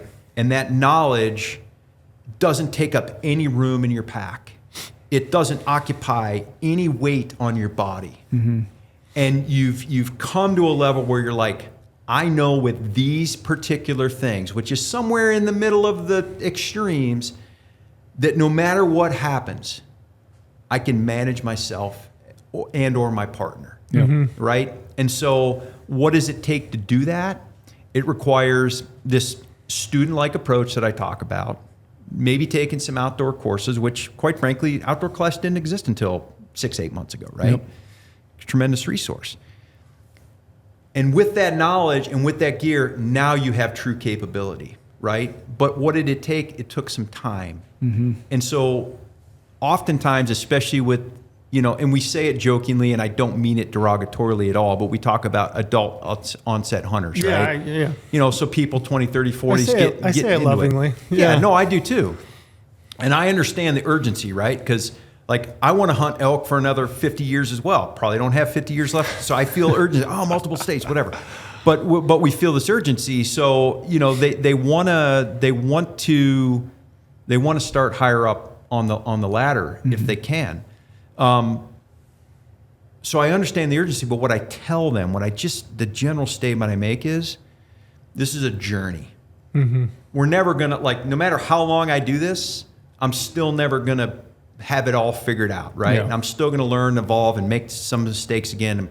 And so relax, have a little patience, enjoy the journey, which is truly what it is. Which is why you're in it in the first place. Exactly. And, there'll be years where you're like, are crushing it, and you're like, man, I can almost do no wrong. And then somehow you find years where you're like, oh yeah, I'm the worst hunter ever in the history of hunting, and I can't get anything done, and animals are just running away from me.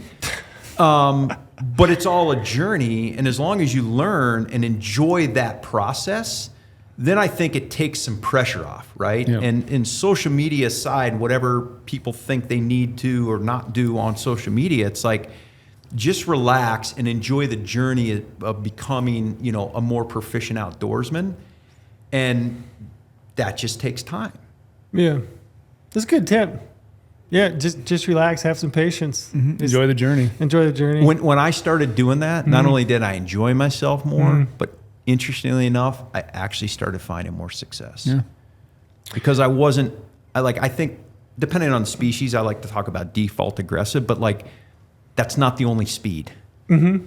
And you know, you get people, I've done it where you're like, man, I got 3 elk tags. Mm-hmm. And I'm like, but I'm only going to be able to give like 5 to 7 days per elk tag. Yep.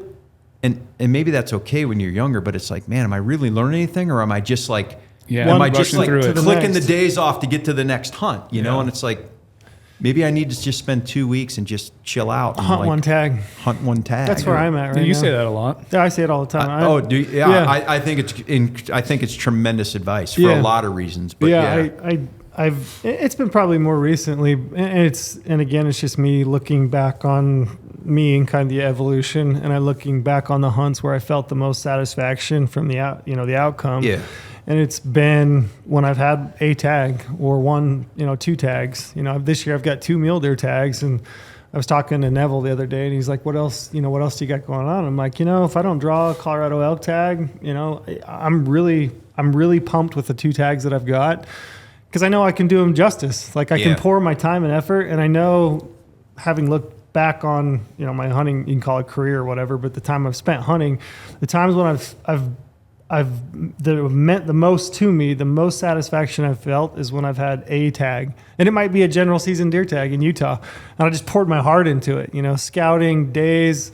I have a buck that's probably my most prized possession. I won't call it a prized possession, but it's like one of the experiences that means the most to me. I mean, I scouted that buck for 18 days in the summer. It took me 17 days to kill him in the field. I love that buck, by the way. I hunted one buck. It's you know what I mean? buck. And on the back side of that, it's like I look back on it, I'm like, man, I really did something. Yeah. I did something there. Those are the most satisfaction I've felt from a hunt. So you're not stretching yourself thin. Yeah. On multiple tags, bouncing around. Yeah. And I guess it depends. But I couldn't have convinced that. I couldn't have convinced you of that 20 years ago. No. Or me. No way. And so I understand I understand the emotion. Yeah, no way. Back then it was like, how, where can I go and how many tags can I get in my pocket, instead of like, let's make the experience the thing that matters, versus just getting out and checking off days on a calendar that, hey, I hunted 20 days in 3 states. Right. Yeah. It's a hard thought to think like, oh, you might have drawn too many tags. Like turning a tag back in kind of hurts.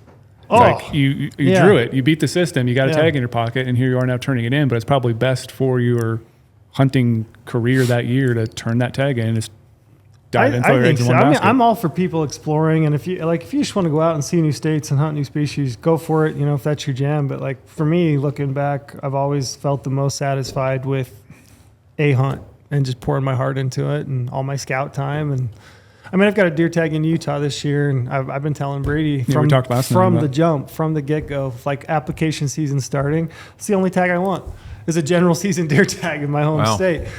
And I'm so excited about the potential for it. It gets close to home. I can scout it. I can get up and exercise and use my gear and, put a plan together and really hunt a buck. Mm-hmm. I love hunting a buck.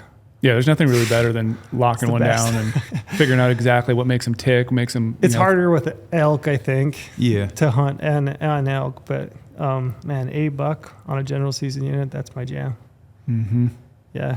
Let's talk about Sitka real quick. We're probably bumping up against 2 hours, so we'll try to wrap it up. But are we over 2 hours? I'm always long-winded. Huh? 1:38. Gotcha. Oh, we got plenty of time. Yeah, we got plenty of time. Yeah. I'm curious as you talked about kind of the transition from, being on Kodiak and training people to then moving toward Sitka. Well, did you interview for that job, or did they just call you up and say, hey? Oh, no. How did that process work? Because it seems to me there's this whole suite of skills and skill set that you've developed and personality over time that like, man, you couldn't find a better guy. I'm a lucky guy.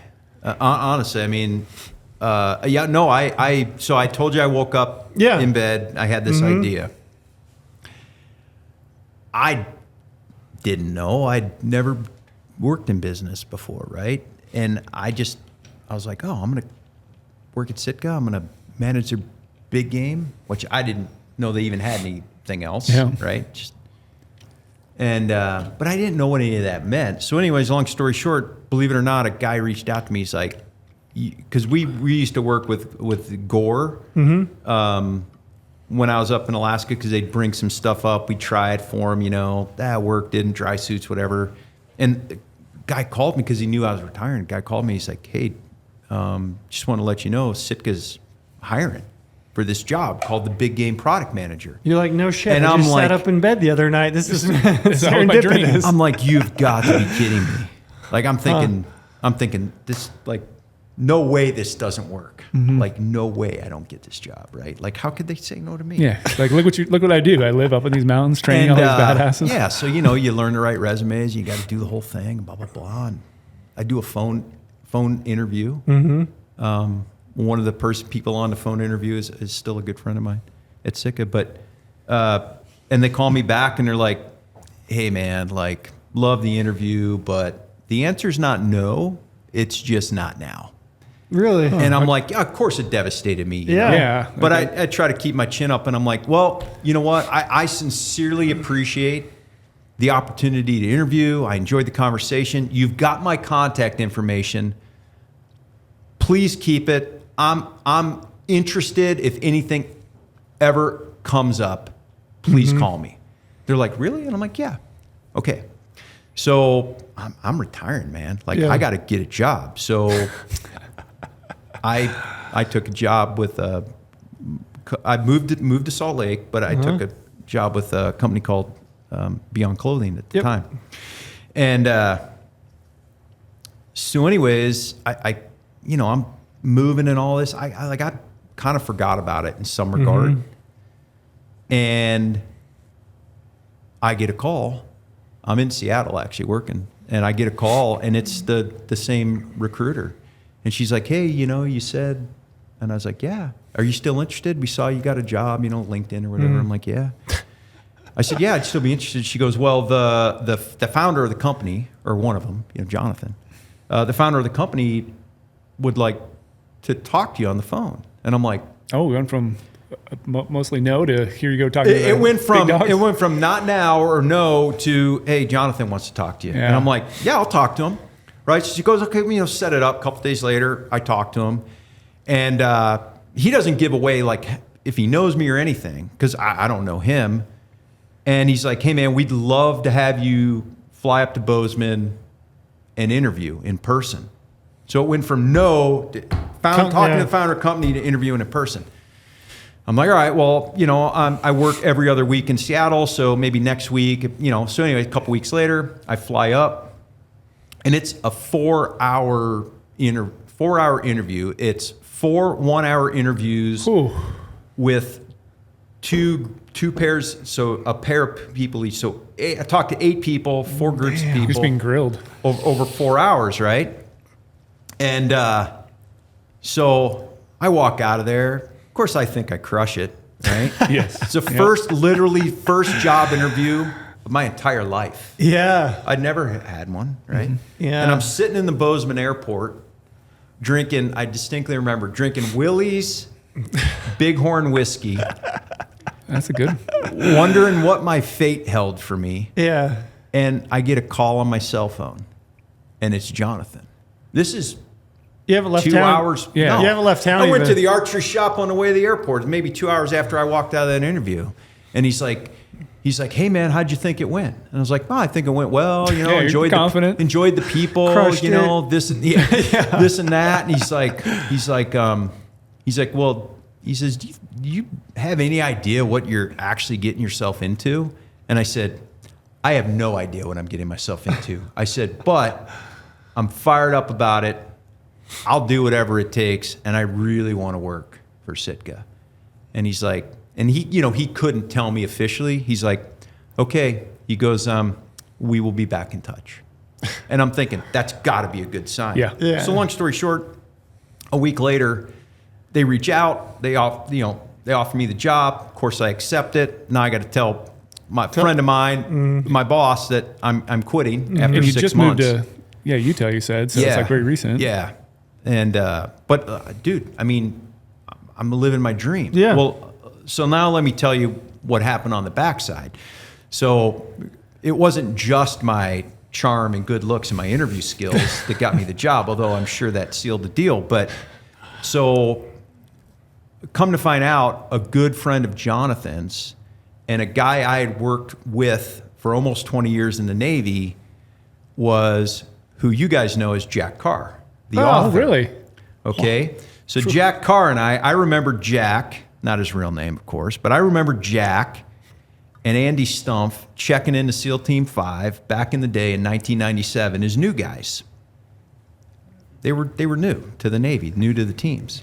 And, Jack and I hit it off, and of course Andy and I did. But, Jack he always came across as like more, I can bust on Andy, but more mature, professional, Yeah. and studious. And anyways, we hit it off. And so over the course of time, like we worked together on and off. And then at the end of my career, when I was retiring, Jack was the operations officer in San Diego that I reported to. Gotcha. Right? Because he was an officer. Yeah. I was an enlisted guy. Well, Jonathan and Jack are high school friends. They're riding. So in the time of them telling me no and him, Jonathan, calling me, they're riding, Jack and Jonathan are riding a chairlift in Tahoe skiing.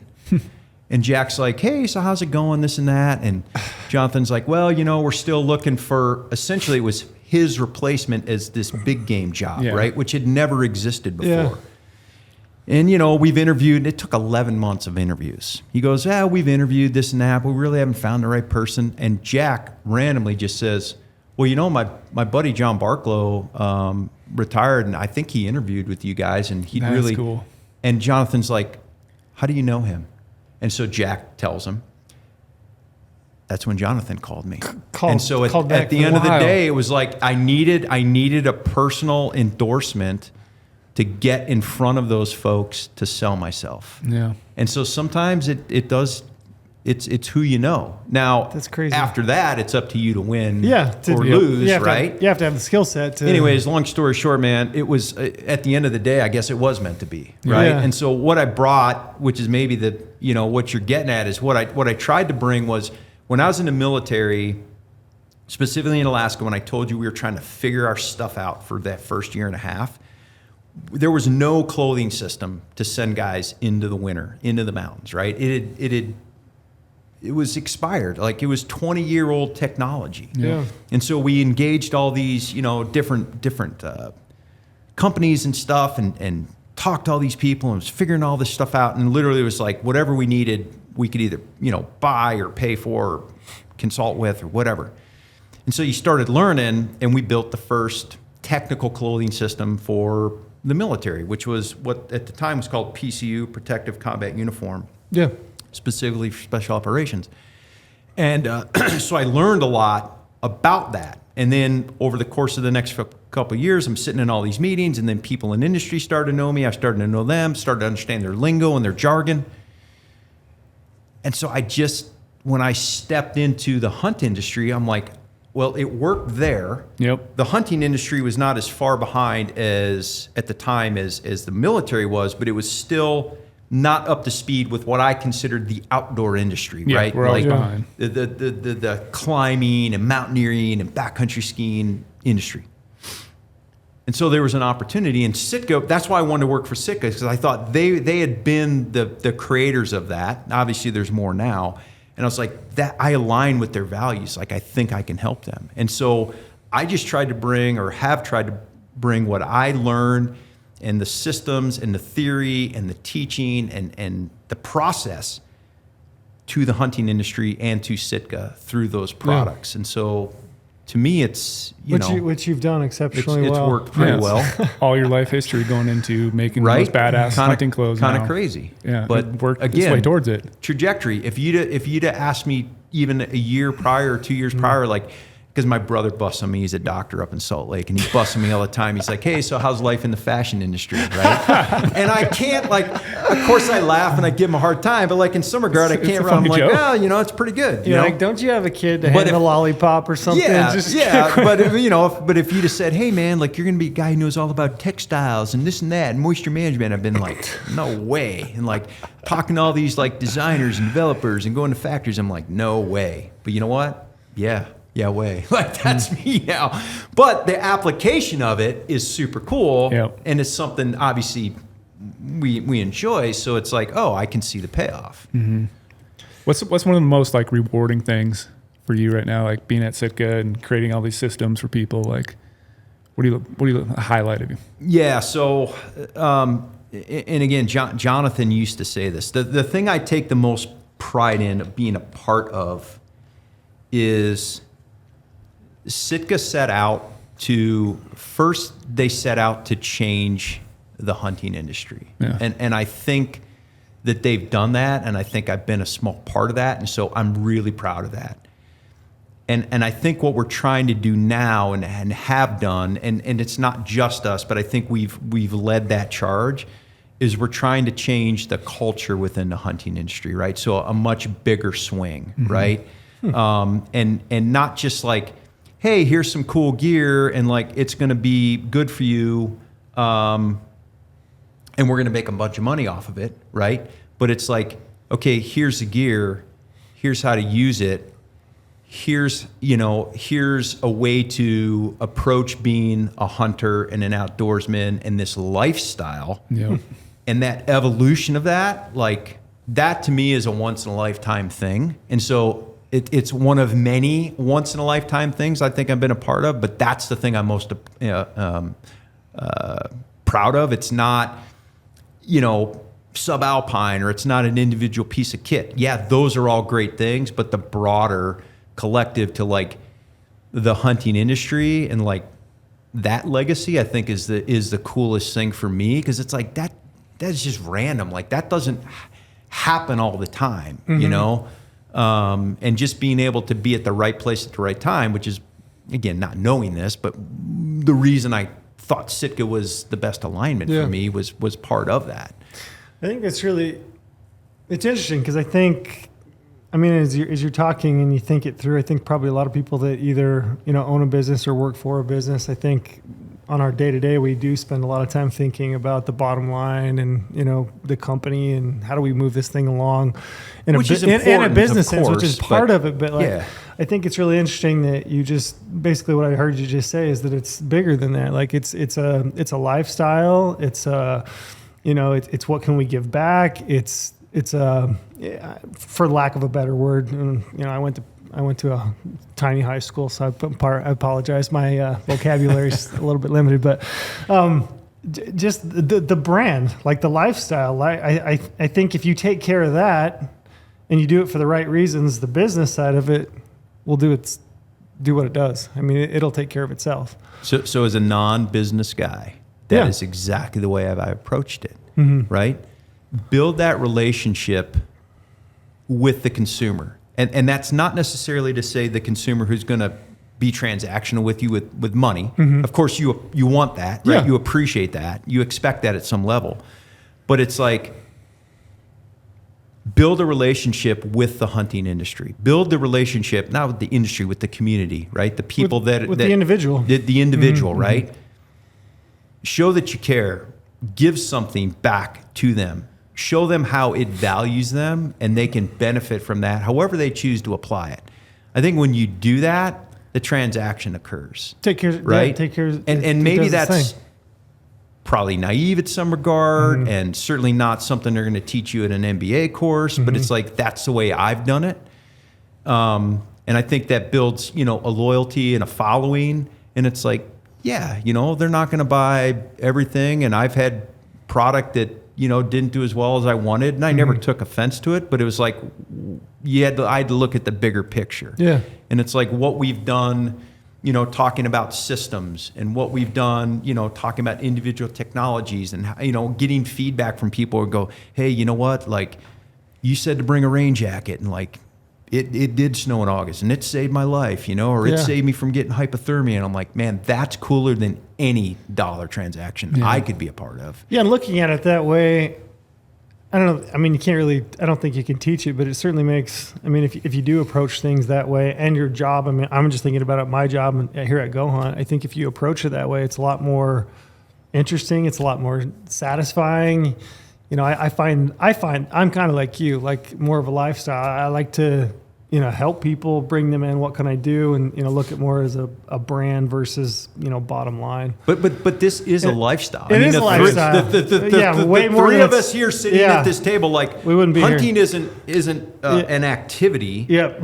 Hunting is a lifestyle, right? It's a 365-day-a-year thing. That's why I like to say there's no off season. There's just different parts of my year where I'm doing something different, but it's all focused on the animals, the environment, and the hunting, right? And whatever that is. And so it's like, okay, it is a lifestyle. What does that lifestyle look like? Like, can we define that lifestyle? But like, that's what I think, this big surge, which, I don't know. I mean, let's give Sitka credit for it back in 2005, I guess. But like starting that approach where it's like technical performance and like you don't have to, give up capability just because you're hunting, and like the fitness craze that followed that for hunting, and then the technical aspect of everything that came with it, which is not just, the clothing, but the boots, and then our interaction as a hunting industry, some of the stuff out in your warehouse, like that's a lot of stuff from that general outdoor industry that's like really badass stuff for like the backpacker, the climber, right?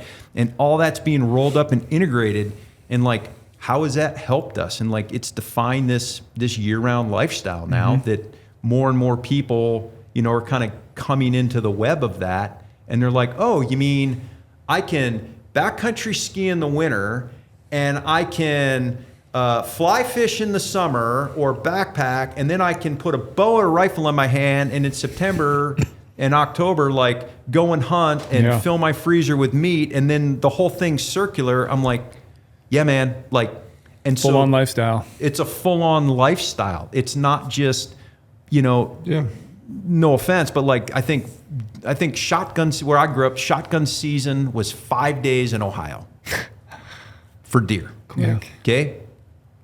That ain't a lifestyle. Nope. That's an activity. It's not like that anymore, right? Because if that is what, and I don't know if it is or not, in Ohio, like you're going to Illinois, you're going out west, like this is a thing now. Yeah. And so to help all of us, like I think what you guys are doing here, right? Not to blow smoke up your guys' ass either, but what GOHUNT is doing, I told you this, like it's an amazing platform, right? It's an amazing thing, the resource you guys have. And you know what? And I've been accused of this, and I'll own it, but I think you guys are as well. We're all passionate about what we're doing. And I had a guy who I consider a mentor, and I'm not saying he gave me bad advice, but when I was retired and I was asking around, he works in the outdoor industry, and he goes, if you're looking for a job that's got passion, he goes, I think you're going to be disappointed. And you know what I told him? Because, I was passionate, and you got to be bought in being in the military for so long. And I said, well, you know what, Tim? I said, I appreciate that advice, but but I said, if that's true, I'm going to keep looking until I find it. And I found it, right? And when you have that, it's pretty cool. And you know what? I think it comes across in like what you guys are doing and what I'm doing, and like it gets people interested and go, yeah, this is a really cool thing. Mm-hmm. Yeah. It's literally it's hard, it hurts, it's not easy, but it's a cool thing. Yeah. And it's a lifestyle. Yeah. Mm-hmm. Yeah. I would say some of the best lessons I've learned, I mean, I'm not particularly religious, but, as far as spirit being connected to something, I would say that I felt it the most in hunting and the outdoors. So this last winter, I agree, this last winter, right, really tough winter. Yeah. And, I told you I got animals moving across property and stuff, but like when I'm inside cozy and warm and like it's a raging blizzard, like because I'm out there with those animals, because I care about them, because I appreciate that environment they live in, like, aren't you think, like, I think about them. I'm like, I feel empathy for them. Yeah, I'm like, God, those poor bastards. Yeah, like, they got it all the time.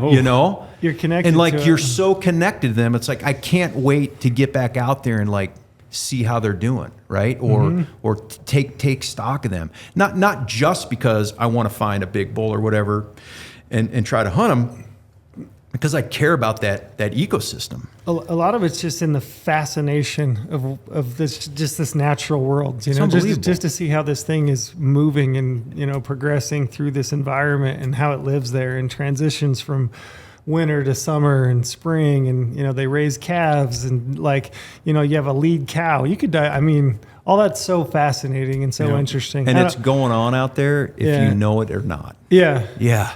Yeah, and I don't know if everybody feels that, but I know I certainly do. Yeah. I mean, an antler growing, and that thing unbelievable. completely, shedding, and the whole process of, the enzymes eating that little burr away between the pedicle and the antler dropping off. Like, there's just all this stuff I find so just fascinating. It's like you just said a lot. interesting. Like being a student of the game. Yeah, Just learning all that stuff. It's like all part of it, and it's like makes you more connected to it. Like, I just feel as connected as I ever do, in any part of my adult life. Yeah. When I'm out there. So passion. I guess you call it passion. It's just the way I feel about it. But do you have? We'll switch gears just real quick. But do you have anything in the works that you want to break and give us any news? Anything? Leak a little tidbit. Do you have any new products this year? Anything that you've been working on that you're like particularly? I do, I don't know how much you can say. And I brought some to show you guys, and maybe do some videos on later. But I can't mention it because hopefully this launches before, I want to say mid-July. Is when those come out. But we got some exciting things. So mid-July, though, you do have some new stuff coming. Mid-July. Yep. Launched that Mountain Evo jacket in spring. We'll talk about that again in fall for sure. I think spring wasn't, maybe in hindsight, my best idea. But yeah, definitely have some things coming out this fall that are, I'm pretty excited about. Obviously, we work so many years in advance. I mean, just to give you an idea, I always like to tell people this, but so I think I almost said it. I think what's coming out, if you talk to me long enough, it'll happen. But let's keep going. But I think what's coming out this year, I've hunted in a version of that for the last 2 years. Okay. And then, I've got briefs written, design briefs, blah, blah, blah. Like, I've got design briefs written and engaging with the team all the way out through fall 26. That's crazy. Like, to keep all that in your head, like you're That's why if you talk to me long enough, I'll spill the beans on something. Years. And you already moved on to something else. But wow. Well, that's the thing, right? So what's launching here this year, like the Mountain Evo jacket, right? That will launch in April, I guess, or May. But like, I've got 3 or 4 iterations of that, and I've got pictures of me like hunting or skiing in that like almost 3 years ago, I think. Right? And just not that what back then is what came to commercialization, but a version of that, like the concept, right? And so it's kind of, and listen, not all of them make it. Like some of them are like, thought this was a good idea, but maybe not so much. Or do you have a favorite piece from your time at Sitka that you developed that you're like, this is a staple? It's just like, I absolutely crushed it. This is my favorite. Yeah. To me, it's, I thought I had to think about it, but I didn't. To me, it's the ambient hoodie. Yeah. That piece, So the ambient hoodie came out last year, right? And that is a good, that's prior to that, like the kind of the predecessor, I guess, to that would be the Kelvin. It was a Kelvin Active jacket, Kelvin Active hoodie, right? And then eventually we got to the ambient, which is kind of an evolution of that. But it's this what I call active hybrid insulation. So the active part is that you put it on when it's cool and you need a little bit of insulation while you're moving, right? So you want it to insulate, but you also want it to breathe really well. Yep. And so at its base level, heavyweight fleece is an active insulation piece, but what like a heavyweight fleece lacks is durability, maybe adaptability to the environment. So like if it, little drizzle or snow, like it's going to absorb the moisture a lot of times, right? That's Which heavy. is not a huge deal. Yeah, but anyways, the hybrid part of the ambient is this, super lightweight face textile that like sheds that precipitation, is a little more durable. And so that combination, like the temperature range you can wear that in is just insane. Yeah. And, so I'll give you an example. So that launched last year, I guess? Yep. So, yeah. So 2 seasons prior to that, and I've got it, well, John Dudley posted the picture unbeknownst to me, and it was my fault, but I was hunting Iowa that year, and I had the very first proto of the ambient hoodie. And it was in open country, and it had almost a burnt orange interior. Okay. Because sometimes you can't... whatever colors you get. Yeah. But I love the piece so much, and I'm like, perfect opportunity. I thought it could be more than a big game piece, and so I wore it whitetail hunting. And that evening, I was riding an e-bike to my stand, so I had some bibs on, and then I had that thing, and I didn't need any more insulation. And anyways, the deer came in at last light. I ended up killing my Iowa buck wearing the first proto of the ambient hoodie. Wait till dark, ride back to the house. The guy I was with, he, Dudley wanted to come and track. So anyways, we did. We found my deer in the woods, and John shot some pictures and posted it on Instagram, like immediately. And I'm like, oh my God, like you can't do that.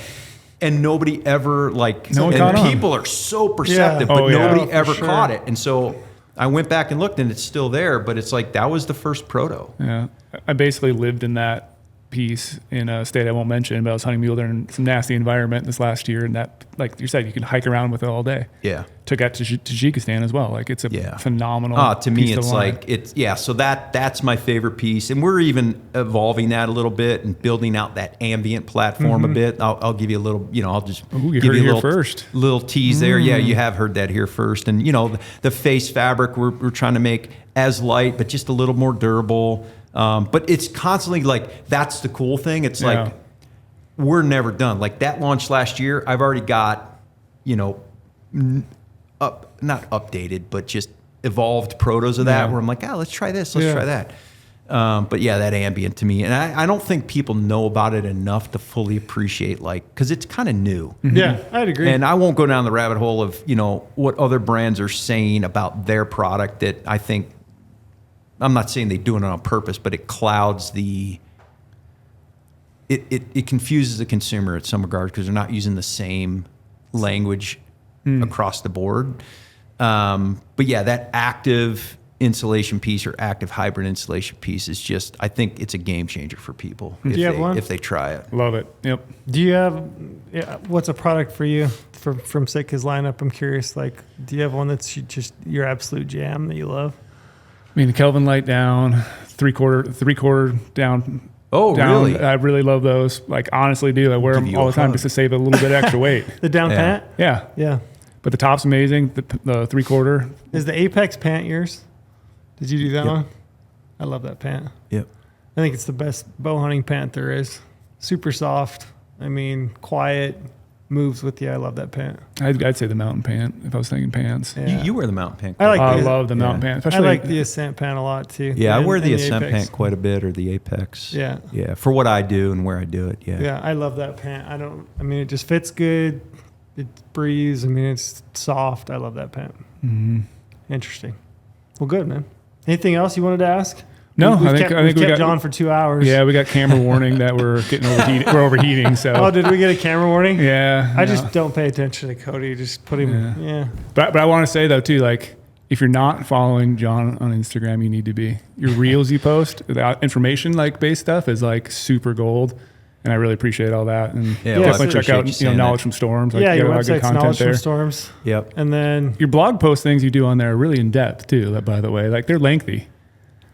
And they're good information. I was looking at it the other day, and I thought, man, I put a lot of time. He gives away a lot. I put a lot of time into that newsletter, and I try to give people next level information. They're not going to. Yeah. I appreciated when I got it, and I think it could help people. Yeah. So yeah, I try to go a little deep there, more specific than I do on the Instagram stuff. Mm-hmm.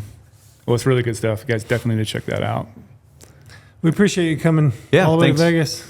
Thanks for inviting me. Like I said, this and Rogan, so now I can check this off. Check it off. I don't know if we're quite up to par. I only got one left. One left. Well, then I can die. You made it. The Big Hunt Guys podcast. Yeah. No, I appreciate you guys having me down, man. It's been fun.